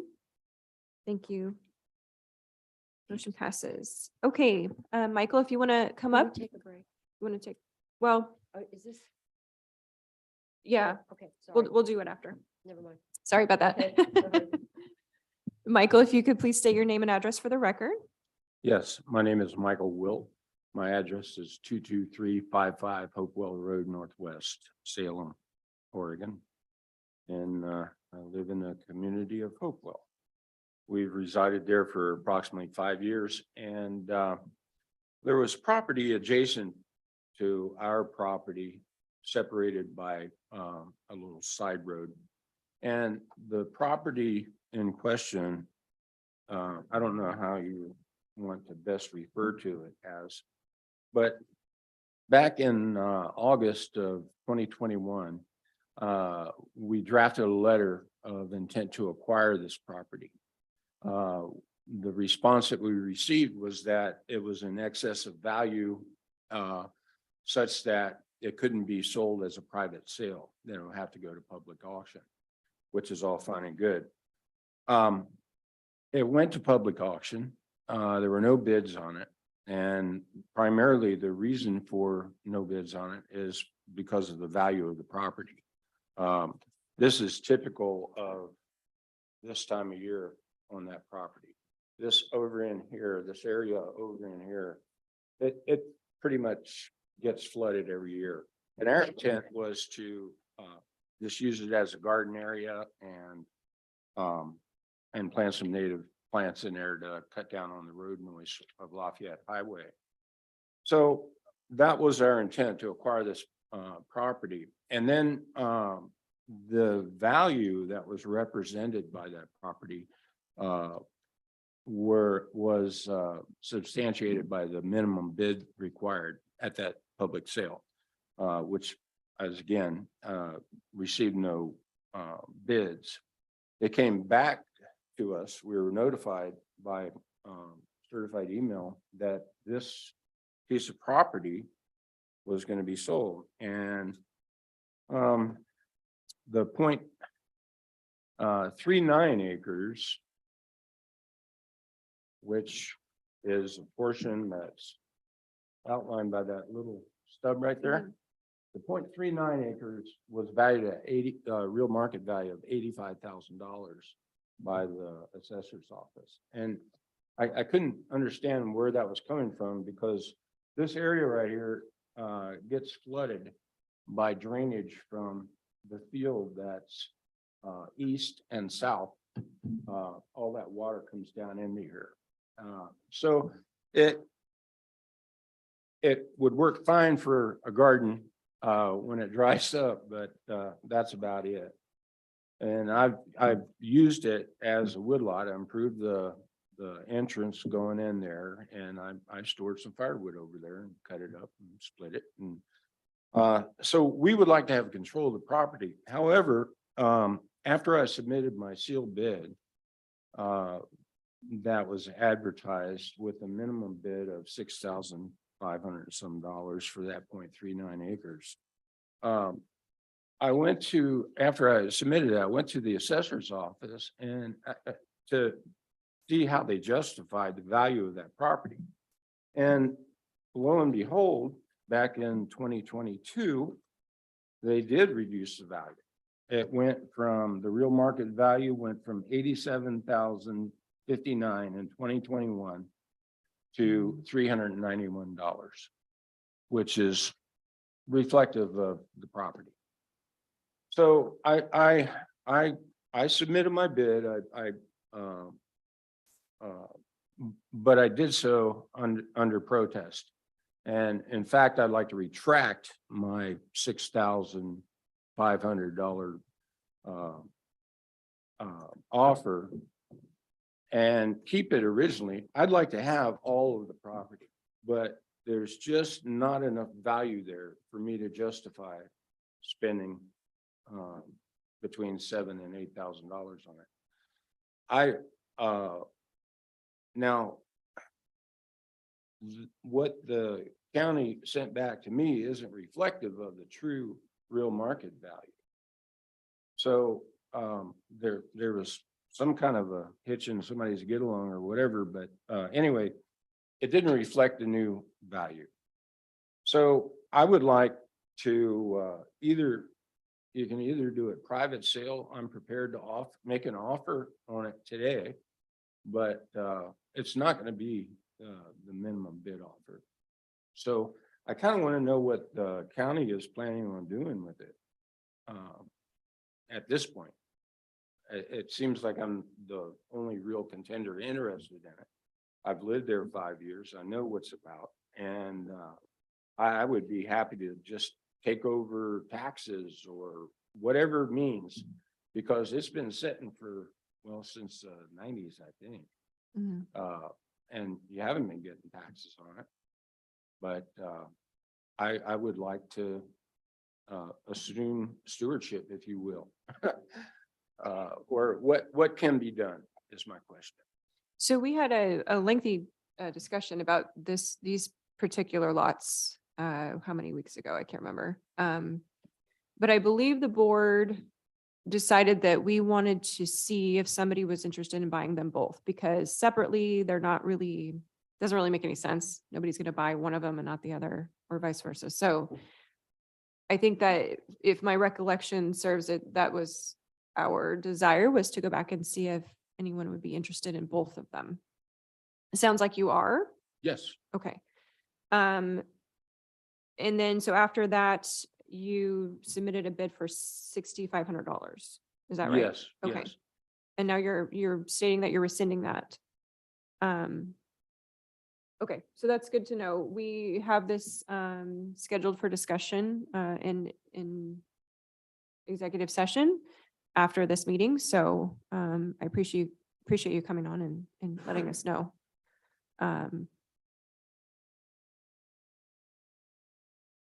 Okay. You're whispering. Michael will get in touch with you as soon as the executive session's over, or this afternoon or tomorrow, to Okay. let you know what there's not going to be any decisions that come out of the executive session, but I'll have a general idea of where the board wants to go. And we'll make sure that you're updated ASAP. Thank you. Yes. Appreciate it.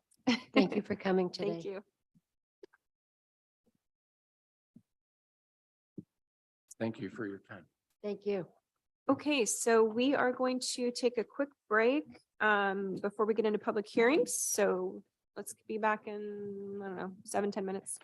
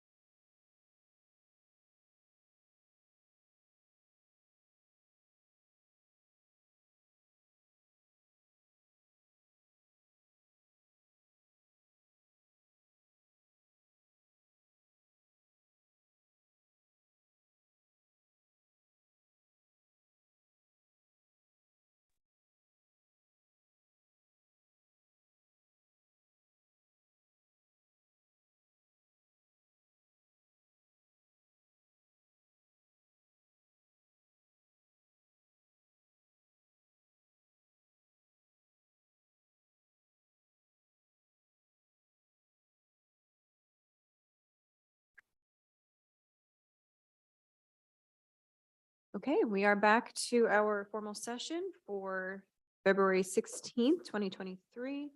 Back from break, it is 11:31. And we are picking up at item J, our public hearings. We have two today. Item J1 is receipt of public comment on a request by George Fox University to use proceeds of tax exempt revenue bonds issued by the county on behalf of the borrower in November of 2021 pursuant to a plan of finance for the purpose of financing and reimbursing the costs of certain expenses associated with acquisition of the building located at 448 Worth Boulevard in Newburgh, Oregon, 97132. A maximum dollar amount not to exceed $7 million. So I will open up the hearing and ask for any comments on this matter. I believe we have representatives from George Fox here. Yes, hi. I was looking at the faces online. Yeah, it may be appropriate for me to kind of start off and give you the 30,000 view. Sounds And great. then Vicky Pearsall is the CFO at George Fox. So if there's specific down in weeds question, Okay. she can help us with that. And then Michael Schrader is actually your attorney as the hospital authority. And so he knows all about hospital authorities, TEFRAs, what those are and what they mean. So if there's any specific questions about that area of expertise, I think he's the person. But let me give you that 30,000 perspective. Sounds great. Thank you. My name is John Bridges. My office is at 515 East First Street in Newburgh, and I do represent George Fox University. The university periodically finances things through what are called hospital bonds. And hospital bonds have a broad definition to include educational institutes. And they, in November 2021, issued a bond and sold the bonds. And they do that, it's government backed, but the government has no obligation on it. Meaning they get issued by a government, so they get a better rate and they get a lower interest rate. But the government that signs the documents, and I can't remember who signed them back in November 2021, probably signed about 20 times, but they're just an issuing authority. And all the documents say that George Fox has all the obligations and they'll indemnify you and you'll be held harmless and you have no obligation whatsoever. At the time we issued or we went through that process, and it takes about 6 or 8 months, we had identified 2 projects that we wanted to fund out of the bond proceeds. One was renovating one particular educational hall, and one was building an art building. And essentially what has happened in between is that the plans have changed for a variety of reasons. The biggest reason is between November 2021 and today, the cost of building supplies has skyrocketed. In fact, steel has doubled, and many of the other kind of things that go through a chain, supply chain issues have gone up dramatically. And so the university has decided to go a different direction because of the supply chain costs and because of return on investment. Unrelated to the bond proceeds, the university had negotiated with Worth family to build a building for them and to lease it to them. And that actually occurred, I think, starting in about 2020. And the lease commenced in May 2021. And that's when the building was completed and they could move in and utilize the building. The lease also had an option, and the option window opens up May 1st of 2023. And we'd like to purchase the building. It's going to be about $14 million. And our thinking is to take the $7 million that were originally earmarked for a renovation and a building, a new art building, and instead use it to purchase this Worth building. And the return on investment side of things is that the Worth Building is used for a PA program, a physical therapy program, and an occupational therapy program. And all of those are very high in demand and obviously necessary for our healthcare system, because those are things that are of limited supply in our system. And so essentially what we want to do is take the $7 million that was earmarked for a couple other buildings and instead utilize it for this buying the Worth Building, so that we don't spend the next 10 years leasing it, and instead spend the next 10 years buying it. And the other $7 million, obviously the university is coming up with, because it's a cash deal when we exercise the option. Are there any questions about that? When did you say the Worth building was built? It started in 2020, and it's back, I should have told you this, it's kind of back behind the Newburgh Hospital. Yeah, I was It's, trying to think of where it was. yeah, it's, there's another medical office building right behind the hospital, not Providence's new one, but a different private entity. And then it's just across the street. And if you think about it, there's in the Worth development, there's a large roundabout, and then there's a small roundabout. This building is on one of the legs of that small roundabout.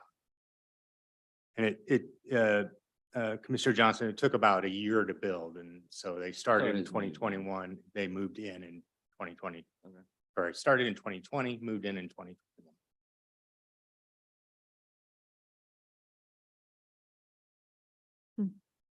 Okay.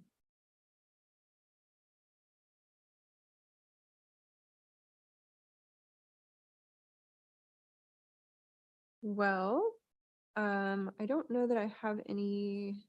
So the other half of that 14, that's something that the university they're gonna go out and campaign for, fundraise, all of that. I think many component parts to it. It's coming from our operating income. So it's coming from our operating cash. Okay. That's good to know. Any questions, commissioners? Oh, no, I would just ask and this is a county council question. This is basically the same template that we've used before for these types of approvals. Yeah, there's really, the only change to what was previously approved is changing the authorization for some of the use of the funds. Yeah, Repurposing it from those other projects to this project. and I think Mr. Schrader would tell you that the TEFRA and the documents have to notify the public on what projects they're going to be spent on. Mhm. And so, I can't remember the total value of the bond, but I think it was like, say, $35 million. And we identified, 6 or 10 projects. Well, 2 of them were those renovation and art buildings. And so we just need to do this approval to, take those off the list and add the Worth building to the list. Council Bridges, I concur. That's exactly what we need to do. These are technical requirements for continued tax exempt status of interest on those bonds. So again, what we're doing is just redefining the scope of the projects being financed with the bonds, and with the late addition of the Worth building, we're required to step through this process and have the public hearing and the county approval. Okay. Well, my cousin won't be very happy. She's an art grad from George Fox, so. Well, they'll still, In that building. they'll still provide opportunities for art. Yes, So, yes. that's not going away. Okay, well, Thank- thank you, John, and great to meet you in person. We've Yep. obviously heard your name many times before. Nice to meet you in person. Thank you. So I will close the hearing if there's no further. Yeah, I would just ask one more time if there's any Okay. more testimony, either in person or online, for the TEFRA hearing. Okay, any further public testimony regarding this item? Seeing none, hearing none, I will close the hearing. And we do have to approve the order. Correct. Yeah, Okay. the second piece of this is following the hearing. There is a board order in the packet that sort of further describes the changes, and it provides some detail about the original funding, and then describes the change in the projects. And this would then authorize the individuals listed in the board order to sign the necessary amendment documents that will have to flow from this order. Okay. So I will, and just interrupt me if I get it wrong, but I will move approval of the order authorizing the use of revenue bond proceeds issued for the benefit of George Fox University in 2021 in an aggregate principal amount not exceeding $7 million and authorizing amendments to certain documents related thereto. I think that works.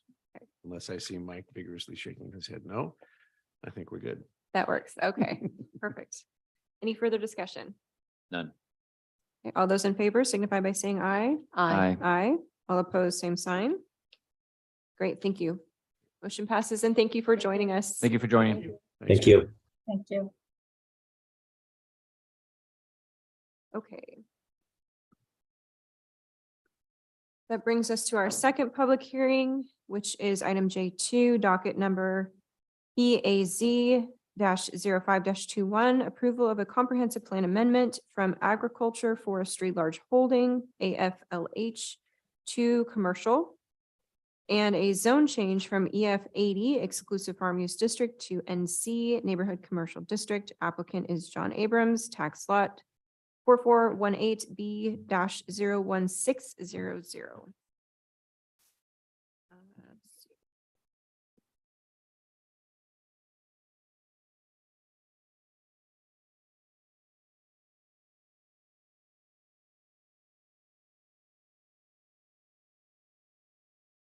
Okay, so we are opening the hearing. Is there any abstentions by members of the board? No abstention, but I have knowledge of it from planning commission. Kind of like, I think last week or a couple weeks ago, kind of same deal. So Okay, and were you a voting member at that point? yes, So you have voted on this? yes. So he just needs to declare that? No? I don't even know. Last time I didn't know if it was a issue or not, but. Okay. Just. Okay. Are there any parties that object to the jurisdiction of the board to hear the matter before us? Okay, hearing none. Does any board member need to announce and state on the record the acceptance of any ex parte contact or site visits? No. No. Okay. I will have our planning director read the statements required by law. Director Friday. Thank you. Oregon law requires that persons who attend a land use hearing be advised of certain rights and duties before the hearing begins. First, with regard to the standards for approval, state law ORS 197.797 requires that we list the applicable substantive criteria that must be met in order for the county to approve the application. The standards will be listed by the county planner in a few moments as part of the staff report. Testimony, arguments, and evidence must be directed toward the standards for approval. Second, the raise it or waive it rule under Oregon law. Any issue that might be raised in an appeal of the county's decision in this matter must be raised before the record of this hearing is closed. Failure to raise an issue accompanied by statements or evidence sufficient to afford the decision makers and the parties an opportunity to respond to the issue precludes appeal to the board based on that issue. Third, and this is directed to the applicant, under ORS 197.796, failure of the applicant to raise constitutional or other issues related to proposed conditions of approval, again with sufficient specificity to allow the county to respond to the issue, precludes an action for damages in circuit court. Okay, that leads us to our staff report. Thank you, Madam Chair. The applicable approval criteria and standards are sections 402, 602, and 1208.02 of the Yamhill County zoning ordinance. Section 904, the limited use overlay may also be applied. Comprehensive plan policies may be applicable. OAR 660-12-0060, the transportation planning rule, may also be applied. And for the staff report, the subject parcel, lot 38 of the West Wind Estate subdivision, measures approximately 2.5 acres in size and is located in the exclusive farm use district, the EF80 zone. The applicant is requesting a comprehensive plan amendment to change the designation of the lot from the agriculture forestry large holding district to the commercial district, and a zone change from the EF80 zone to the neighborhood commercial or NC zone. The surrounding area to the west, north, and south is zoned for exclusive farm use and is within the EF80 zone. The surrounding area was subdivided following a Measure 37 claim and vesting decision, docket M37, M as in Mary, 37-01-05, and Circuit Court Decision Case Number C as in Charlie v. Victor 08-232. The Circuit Court decision by Judge Collins found that the property was vested as being developed through Measure 37. Judge Collins's order is still in effect today, and in it, he noted that this parcel could be developed for commercial use. The limits on that commercial use were not specified in the order, and under this vesting decision, a commercial development on the property would not be subject to site design review. If the comprehensive plan amendment and zone change request is approved, then any future development of the site would be subject to site design review. Following the vesting decision, the subject lot and surrounding parcels were created through an approved subdivision request, docket S-05-05. The surrounding lots in the EF80 zoned area are also approximately 2.5 acres in size, and the majority of these properties have been developed into residential lots, with the exception of a 20-acre lot directly south of the subject parcel, identified as tax lot 4418-01001, which appears to be used agriculturally. The surrounding parcels to the east, southeast, and northeast are located within the city of McMinnville. The majority of these lots have been developed for urban scale residential use with single-family dwellings, townhomes, condominiums, and apartments. The McMinnville School District owns an approximately 11-acre lot located to the southeast of the subject parcel, which is currently undeveloped. And that concludes the staff report. Thank you. Thank you. That brings us to the applicant's case, and we are joined by Mr. Abrams. Welcome. Hi, thank you. My name's John Abrams, 12475 Baker Creek Road, McMinnville, Oregon. I apologize you have to put up with me here today. It wasn't for lack of trying. I approached four very well-known land use attorneys between Lake Oswego and Eugene to present this case, and they all said, "Oh, you're beating your head against the wall, and we really don't want to take your money. And for one commercial lot, it's just not worth it." And I approached a few local attorneys that have land use experience, and they basically kind of said the same thing, which just really surprised me. So here I sit before you today, but essentially, and I'm not going to take very much time at all if it's not necessary, but I'm just asking for a piece of property that has a common law vested right to commercial development to be zoned for commercial development. There's been some talk about the Oregon Gold exception process, but it's my contention, and I think there's some legal backing to it, that it's not appropriate. And there really is no avenue to take exceptions to a use that you're already allowed, which this property is. So through this neighborhood commercial zone, what I'm attempting to do essentially is limit the commercial development that can take place on the property, so that it fits in with the neighborhood, the more residential nature out there. I think in the post-COVID-19 world, there's even more increased need for some small scale individual property-based commercial development. And that's what I'm looking towards. There's some talk that this is essentially, I'm asking for a home occupation. I don't really take it that way. I'm looking for commercial development that's scaled down much closer to a scale that a home occupation is. And I'm very comfortable with the staff report, what it has to say about that. Other than that, I think that's essentially it. Like I said, I'm essentially just asking that. Oh, one thing I wanted to say is all the lots out there in West Wind Country Estates are considered non-conforming lots because they're all zoned EFU 80 still.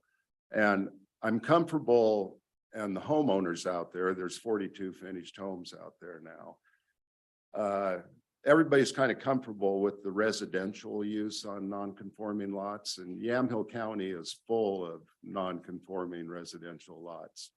The section that this property is in is, I don't really know if there's a single conforming lot in the little bit of BFU zoning that's still out there.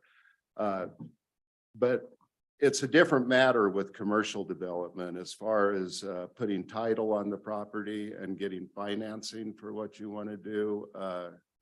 Approaching the banking industry as trying to do a commercial activity on a non-conforming lot is a different animal altogether. And I really don't think Yamhill County has any commercial development on non-conforming lots outside of the ag community. And I don't think anybody wants to put a seed plant on this 2.5 acres or a filbert processing plant. So there is a need to match the zoning to the use. And that's what I'm after today. So I guess if there's any questions, or if there isn't any questions, that's my presentation. Thank you. So this, just to clarify, this site is directly south of the West Wind Estates, right? Same side of the road, just. Yeah, and right on the hill. that's a little confusing in the report, but in the opening statement, staff was correct. It is part of West Wind Country Estates. It's Okay. lot 38. So it's the southeast corner of the development that's adjacent to Hill Road. Okay. And there was, the history behind this is quite complicated, but there was a reference to 52 lots. Is that correct? That you have 52 sites that you're planning? Yeah, yes, currently. Okay. So that's outside of McMinnville city limits, but it's within the UGB, correct? No. There really is no UGB. Okay. So just as a little bit more information, really the only two comments against this was from Friends of Yamhill County and the city of McMinnville. Right. Yeah. Friends of Yamhill County, there was some confusion during the meeting, but because Sid was the one that wrote the letter or the comment, but Catherine was trying to, I guess, give his information at the planning commission meeting. But Correct. Sid's letter was basically, he was already working with you and you guys figured out what you wanted to do because you were actually imposing restrictions on yourself and he was okay with that. Yes, that Friends of Yamhill County, and it was a real workable situation, but they were reluctant to some of the limitations I was putting on the property because their whole agenda is density and to maximize use within a small area. The city of McMinnville was coming from a totally different side and didn't want me to do an intensive commercial development that would compete with McMinnville urban commercial centers. I don't think any of the residents out there want a real intense commercial development. And the original agreement when we developed West Wind Country Estates back in 2006 was that lot was always considered a commercial lot and that we would wait to get Hill Road access until the school district property across the street was developed. And then we would try and align an intersection there. And then since then, the Hill Road improvement was done. And it's something I'm very much in favor of, free flowing roads on the outskirts of town. So I kind of waived my right to have direct access to Hill Road. And then that further restricted the practical side of intense commercial development there. And So yeah, my discussion with Sid is he wanted some of my limitations taken off. So it could be developed more intensely. The city planner, Heather Richards, wanted more limitations put on. And the limited use overlay that we have today is the result of that conversation. And Catherine Jernstedt emailed me yesterday, and I probably should have supplied that email, but said they were just going to sit this out from this point forward. And I think really the common thinking is at this point, the way development is going along Hill Road, you know, what difference does it really make at this point? So that's kind of where we're at. So you saw Heather Richards' letter then? Yes. Okay. From this morning. What's the plan for water? I'm not familiar with what. We have our own water system. It's called Fox Ridge Water Company, and Okay. it's supplied by two wells that are about 1,700 feet southwest of the subdivision that's on property that my family owns. And it's a state community water system.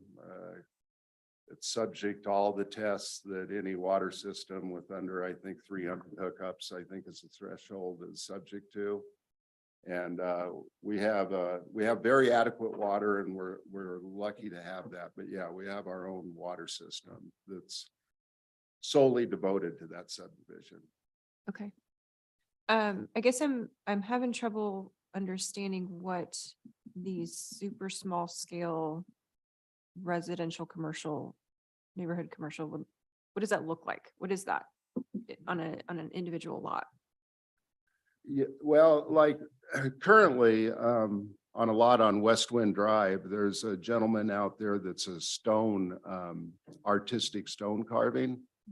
He basically donated the structure that's in the island at the entryway to the subdivision. I didn't ask him if he's under commercial status with what he's doing. I think he's transitioning. He's kind of retiring, so I don't know. But it could be something like that. It could really be somebody, microbrewing beer out of their detached garage. Somebody that's,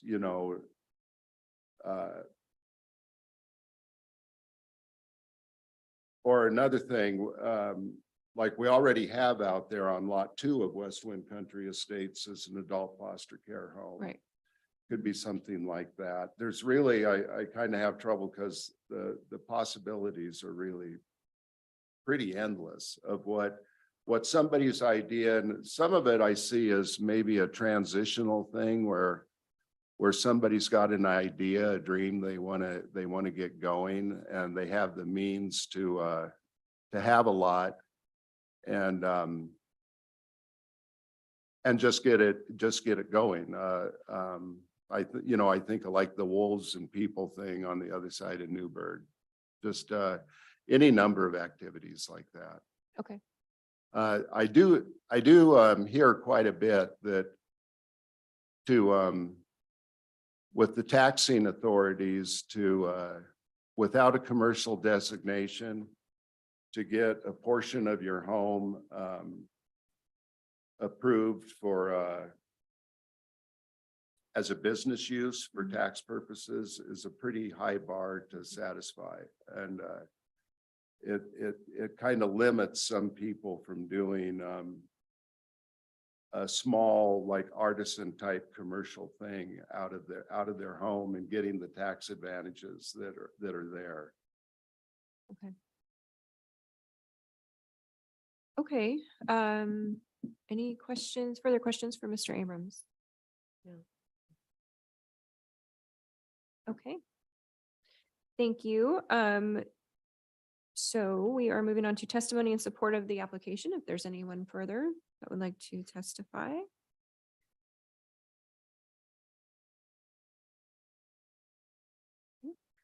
Hearing none.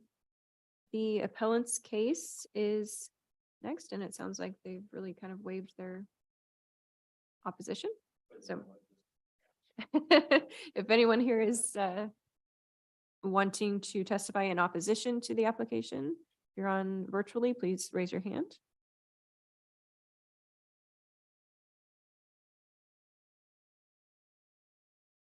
Okay, seeing none, that brings us to public agency reports. Thank you, Madam Chair.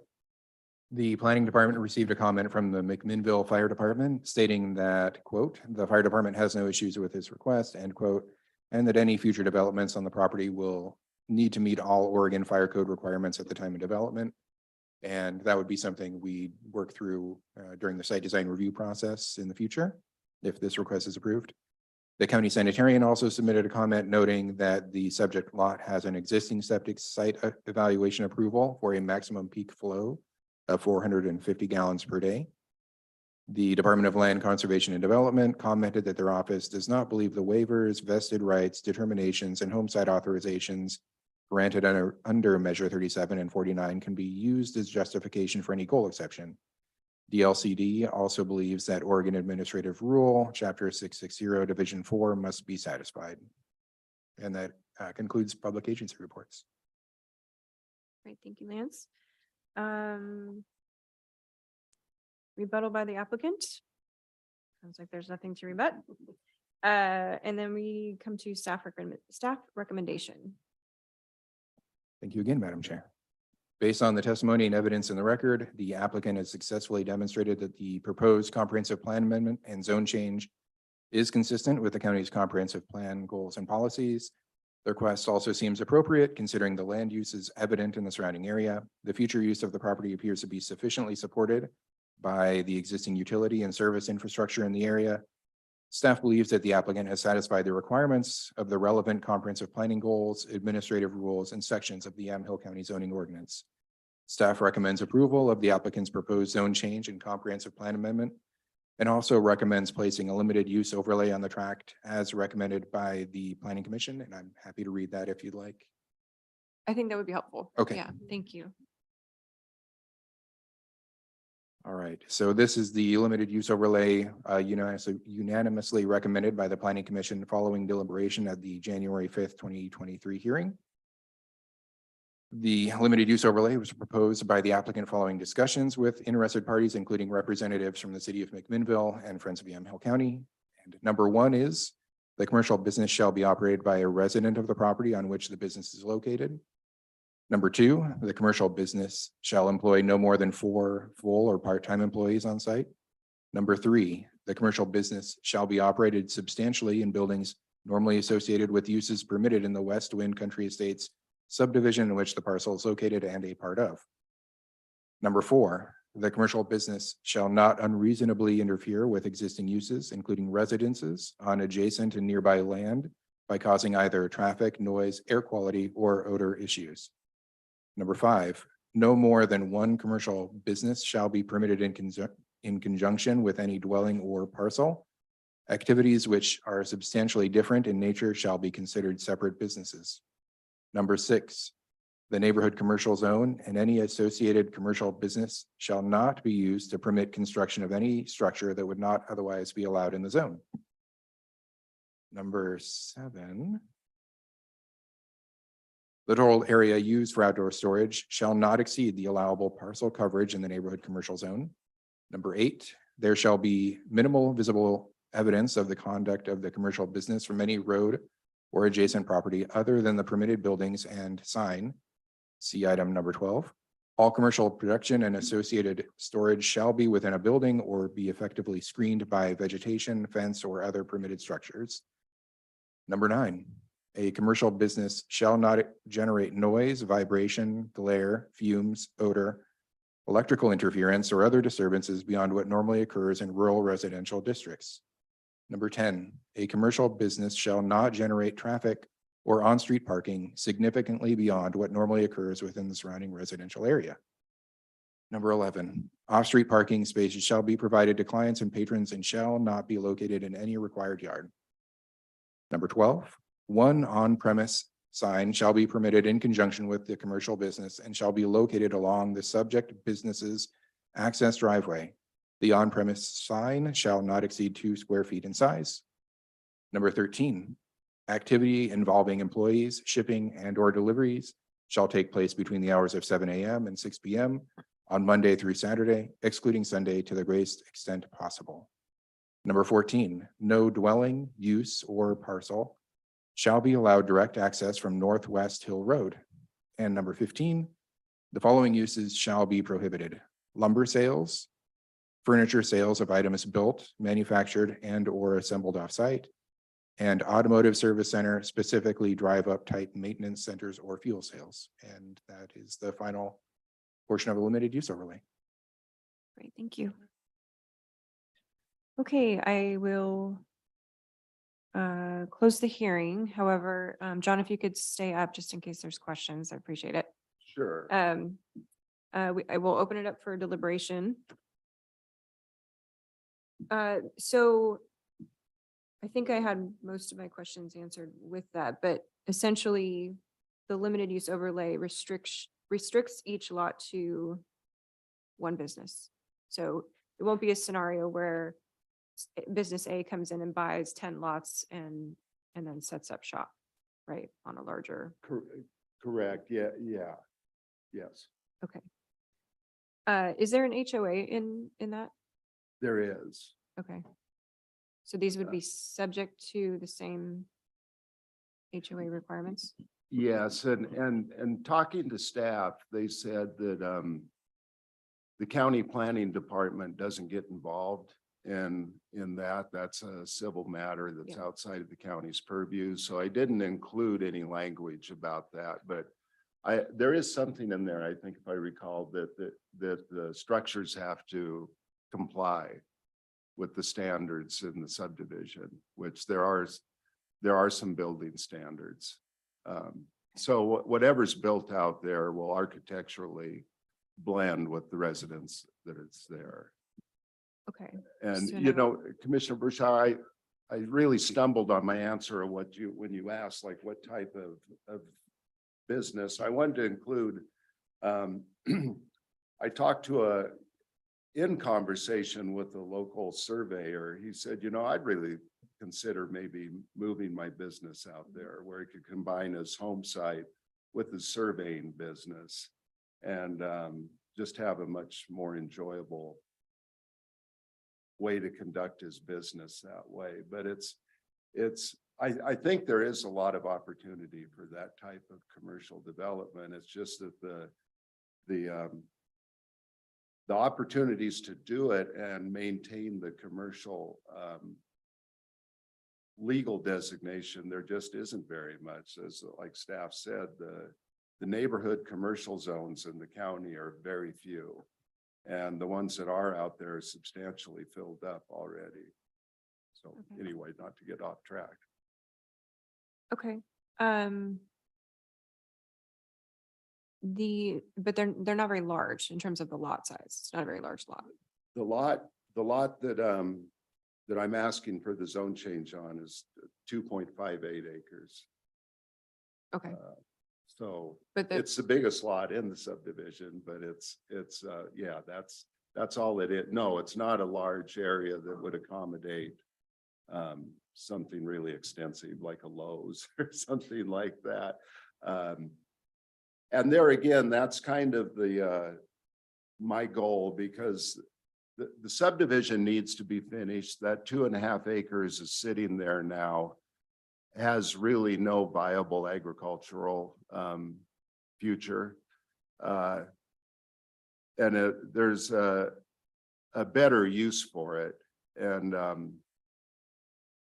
if we were to sell it, like is what's said in the staff report, because of the nature of the vested right in the Measure 37 claim, there's basically no restriction of what could take place out there. You know, there could be a McDonald's or a gas station, which I don't think any of the residents out there really want to see happen. So there again, I'm asking for a zoning that'll open up more possibilities for the lot, while at the same time putting this limited use overlay on it that's going to drastically restrict what type of commercial activity can happen onto it. But it'll still be a commercial lot, and that's that was the distinction I was talking about, where I'm not asking for home occupation, I'm asking for commercial development. But one that's very compatible with the neighborhood. Okay, but I'm understanding correctly that the 2.5 acres will be sort of subdivided into 42 or 52. In the NC zone, the minimum lot size is 20,000 square feet, so it could be divided into 4 lots Okay, potentially. maybe I misread that. Well, yeah, I just wanted to add that, right now, you can put a Trader Joe's on it based on Judge Collins' decision. And it's a unique property in that it's zoned for farm use, but you can do commercial use on it. And so what John's trying to do is make it so that the zoning matches so that it can be sold and it can be financed to folks that want to put some sort of a light commercial use on. And he's also wanting to assure the people that are in the subdivision, in the city and friends, that that's really what he's wanting to do. So that's why he's proposed the limited use overlay. And when John came in with this idea, I probably was one of the other ones that said, this is not going to happen. And because I think friends would oppose it, I think the city might oppose it. And I would guess the reason that no attorney picked this up is because it's so unusual. It's such There's no template. yeah, there's no template for it and there's no real case law on it. But John's correct that really we can't do an exception to a use that is permitted. And this is unusual in that it's a permitted use of commercial use in the farm zone based on a judge's decision. And so any sort of division, if this occurs, any sort of division or any sort of development would have to go through site design review and again, would have to have notice to neighboring property owners, notice to the city, and they'd have ability to comment on it. But the limited use overlay does a pretty good job of kind of channeling it to the types of uses that would be appropriate in that area. A couple of the other things I thought we had talked about were like a small law office where an attorney would set up there, or a small dentist practice or something like that, that would fit into the residential neighborhood, but be a kind of a light commercial. Not a high volume of traffic. Yeah, yes. Okay, And I would add, if I could, that in section 1200 of the county's land division ordinance, I believe, the LDO, it says that, well, I'll just read it, that in section 1205, the general purpose of this section is to encourage the conversion of such non-conforming uses to conforming uses. And so there again, that's, like Ken said, just to add on to that, that's the nature of this request, is to take it from this EFU 80 non-conforming designation that it has now into a conforming commercial lot, since it has a vested right to have. And Judge Collins' exact words were urban type commercial uses is what the vested right was. And so, yeah, this is to match the zone to the use. okay. I think I caught my mistake. So 52 is the number of lots in West Wind Estates. Okay, this is one of them. Gotcha. Okay, so what's the maximum it could be sort of subdivided into? Or okay. Okay. And then are you the developer? Are you actually building out, or are you just selling the lots? Madam Chair, if I could at this point, the hearing is actually closed, right? If Yeah. you've got more questions for the applicant, it would probably be appropriate to reopen the hearing and then make a statement on the record that you want to include the subsequent conversation back into the record of the hearing. And then once your questions of the applicant have been answered, then close the hearing and then deliberate. And if you have more questions of staff, you could ask them there. But I want to make sure that we capture these questions for the applicant appropriately in the record. Okay, well, I will reopen the hearing for the purpose of including the conversation we've had Thank you. for the record. And then if you want to, answer that, and then I'll. Yeah, close. I guess that's my title, the developer, but I am not a builder, and I wish I was. but the idea with West Wind Country Estates is, I understand and fully support the need for entry-level housing and high-density housing. But I've always felt that it shouldn't be at the complete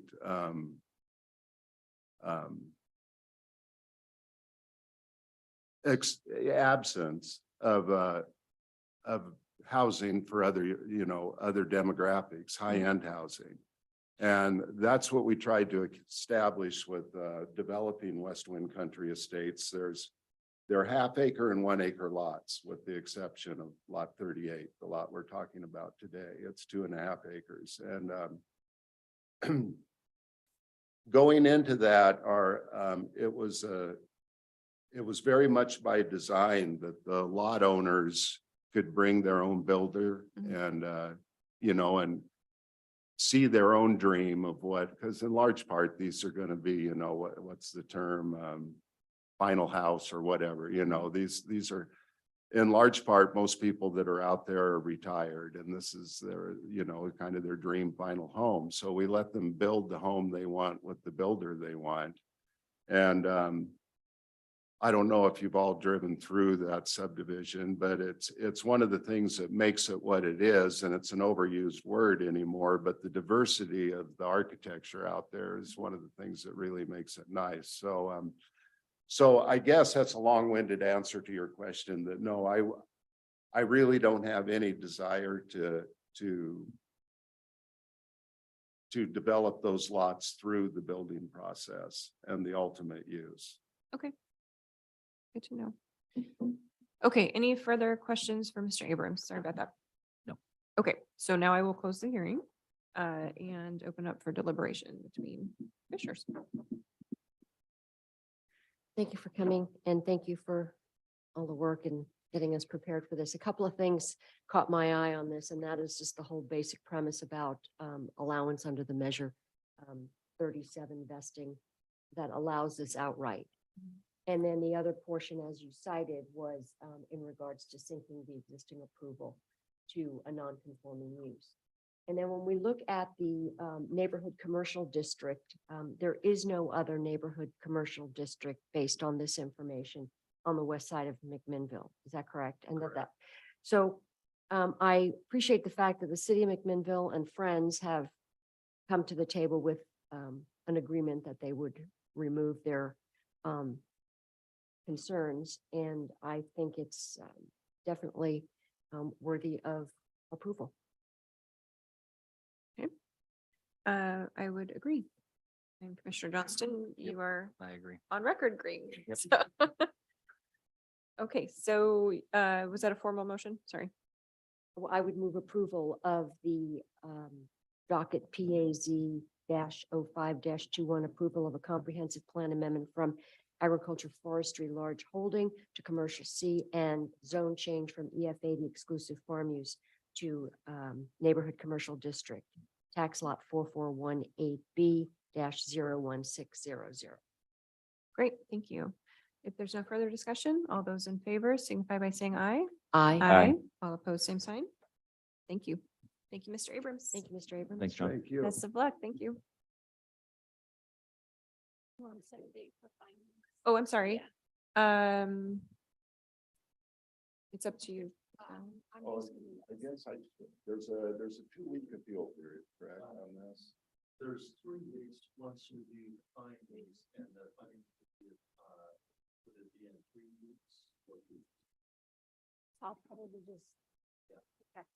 2 weeks is fine.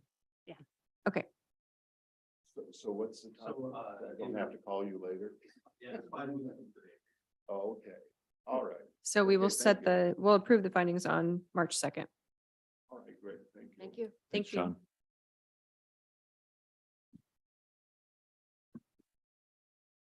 Okay, so that concludes our public hearings. Item K is announcements. Commissioners, any announcements today? Here, I just want to mention that McMinnville Mayor Remy Drabkin has written to staff and the commissioners asking for an emergency declaration of homelessness for the city of McMinnville to participate in the governor's executive order to secure funding for homelessness. Had initial conversations with county council and our county administrator and our emergency manager, Brian Young. The discussions are ongoing and we're going to continue to have this discussion. And I'm hopeful we can have this brought back at in short order to have a discussion with the board once we've gotten some information about what the county's involvement would mean. Okay. Thank you for When they taking, come back with that, will it involve any of the numbers that are required for the emergency declaration? Isn't there like, I think that's part of our question is what are those? Well, according to Numbers. this letter from the mayor, it says that they have data that shows that the homelessness numbers have increased 50% since 2017, and that especially is true for the city of McMinnville. But what this is asking us to do, because it has to go through a county governing body, is to approve it for the city of McMinnville. So what we're trying to figure out is what are there unintended consequences for the county, and what is the bigger picture? What are the land use? What are the financial? What are some of the other concerns that we would have if we were to declare emergency? declare this the state of emergency? Okay. And So Yeah, we'll I pick mean, that up and if the next week. board, I'm sorry, if the board is interested in having us try to look into this and if you're interested in gathering some more information before you make this decision, then we'll certainly do that. I think that was sort of the intent of raising it now to make sure there was a Right. sufficient interest Mhm. in the board to working with staff to prepare a potential response to the city's request. that would be my hope that we can pursue this and have staff answer some of these questions. I know our emergency manager was reaching out to Stan Thomas at the State Office of Emergency Management to get more information on this and on the declaration in general, and then county council and our administrator as well. So that would be something I would hope to move forward, but it's up to the board. Yeah, and for me, I guess the biggest thing, because, and I get this from the letter, is that the count that McMinnville is going by, it doesn't specify where they get that from. And I don't know that there was a point in time count that's been done recently. It was 2017 that they're relying on. No, I think they're relying on, those are questions. Yeah, that we no, have and to- that, I guess as think long it's as those are later than answered. that. And the other one is, I believe it was, anyway, there were others subsequent to 2017, but And I think they commenced point in time counts again. Yes, Will and they Brian have or one, Sheridan sir. was talking about. right. Okay, so we will have staff come next week or have those discussions in the next week.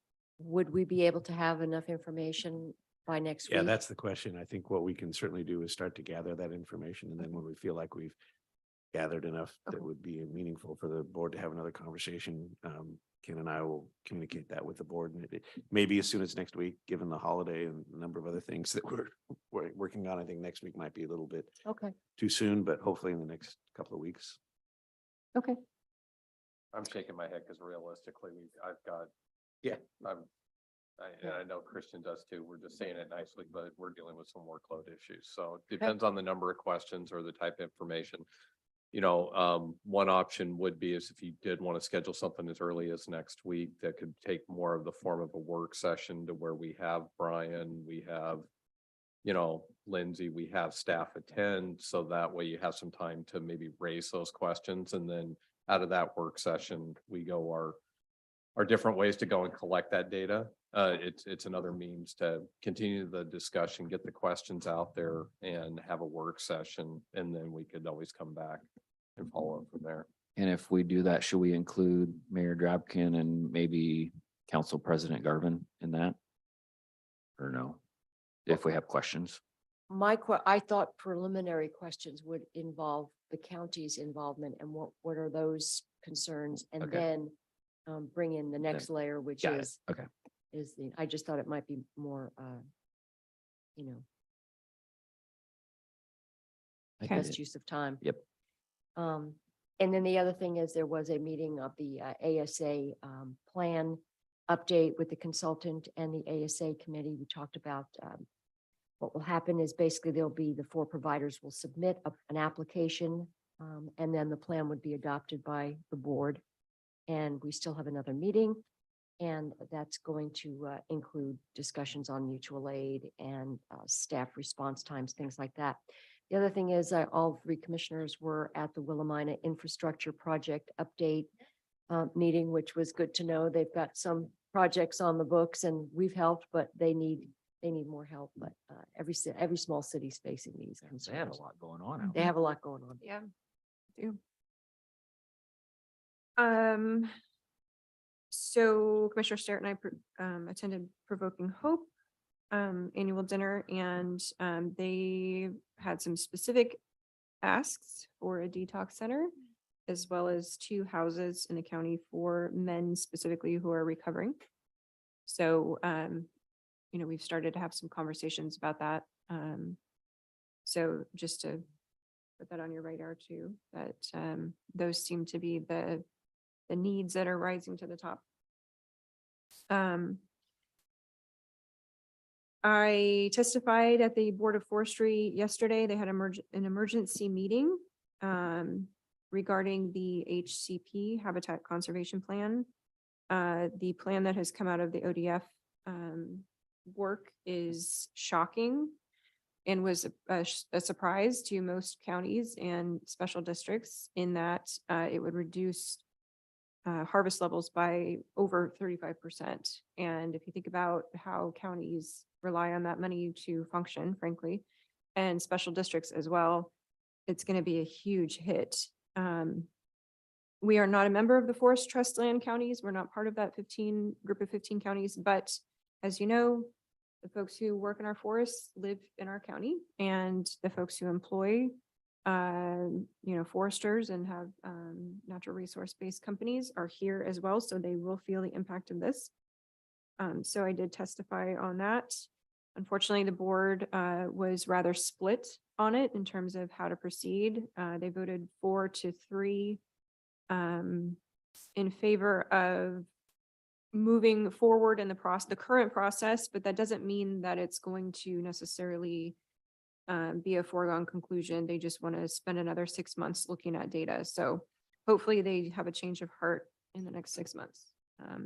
But we had several commissioners, Tillamook, Clatsop, most of the coastal counties are really, really concerned about this. So happy to help them out by supporting them. And then Willamette Workforce Partnership, we had a meeting yesterday. Commissioner Johnston was there.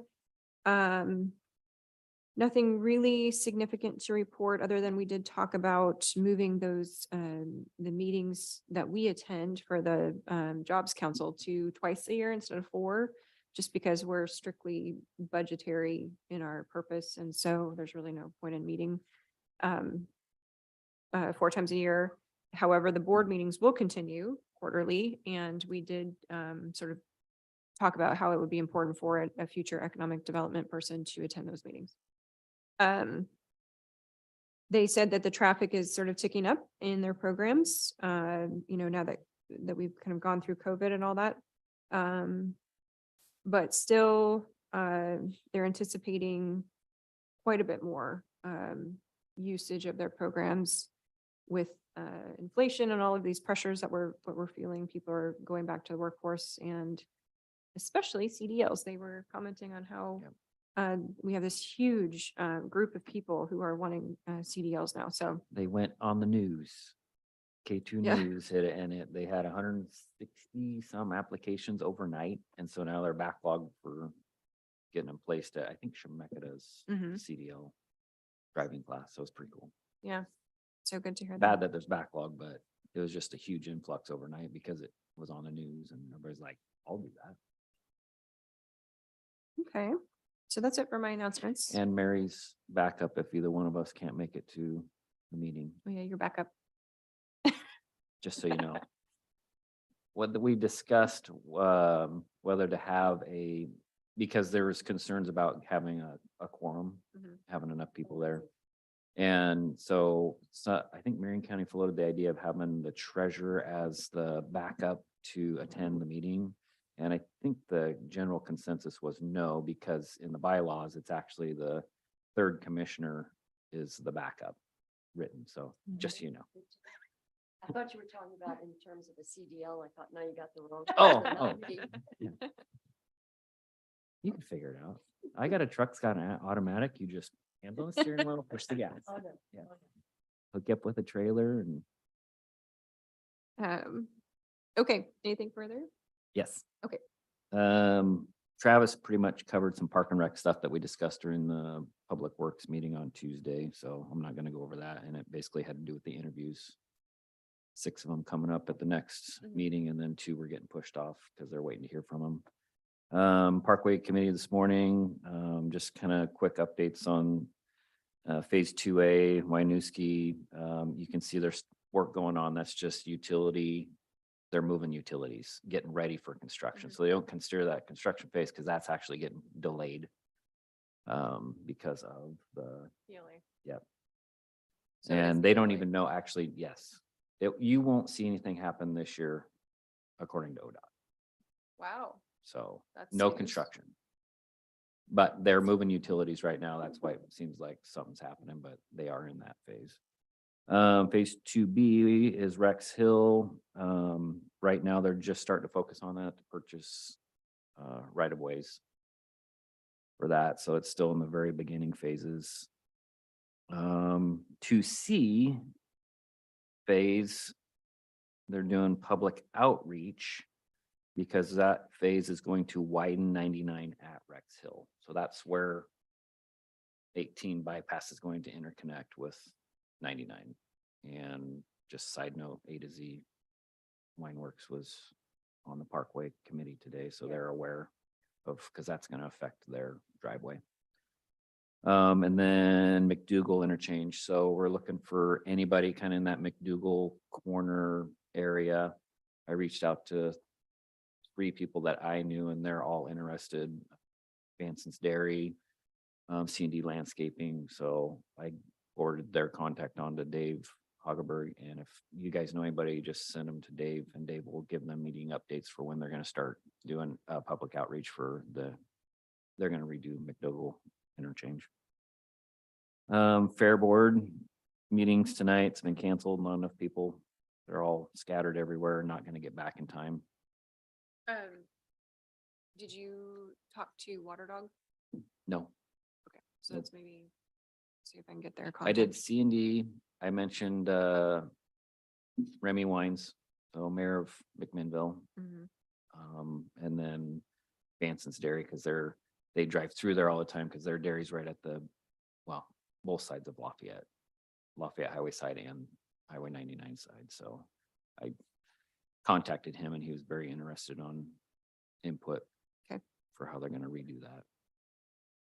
Okay. So You those said are the the 3 I did. Fair Board was canceled? Fair Board's canceled, not Okay. enough people. However, the music lineup is getting a Yes. lot of traction. Yes, it was pretty cool. So Sawyer Brown Mhm. is a part of the lineup. Ned Ladeau, Billy Dean, and then the 38 special. And then there's some openers for each of those, but all the info's on Facebook and Not gonna lie, I had to Google 38 special. I've heard of them. My father-in-law, if I would have told him any of these, he would have probably, oh yeah, he knows all of them. Well, Chris Ledoux is it the dad. Chris Ledoux is. I have no idea. was Don't quite even ask me famous. questions on it. Christian, he's laughing like he knows. No? No, either of them. I do recall 38 special though. That's Okay. back to high school. Tickets go live Friday for the concerts. This Friday. Oh, okay. Great. And just go on the Yamhill County Fair website, but also on that Facebook page, there's a link for the tickets where you buy the tickets too, if you want. So that's all I got. Sounds good. And I'm gonna be late for my commissioner college. Oh, you have that this afternoon? I'm gonna have Oops. to do extra credit. Okay. Not that any of you need to know that. Okay. Any Just a further- reminder, oh, we're going into executive Yeah. session right after Yeah. this. Any further announcements? Nope. Okay, I will close out our Yamhill County Board of Commissioners formal session for February 16th, 2023. It is 12:36. Thank you.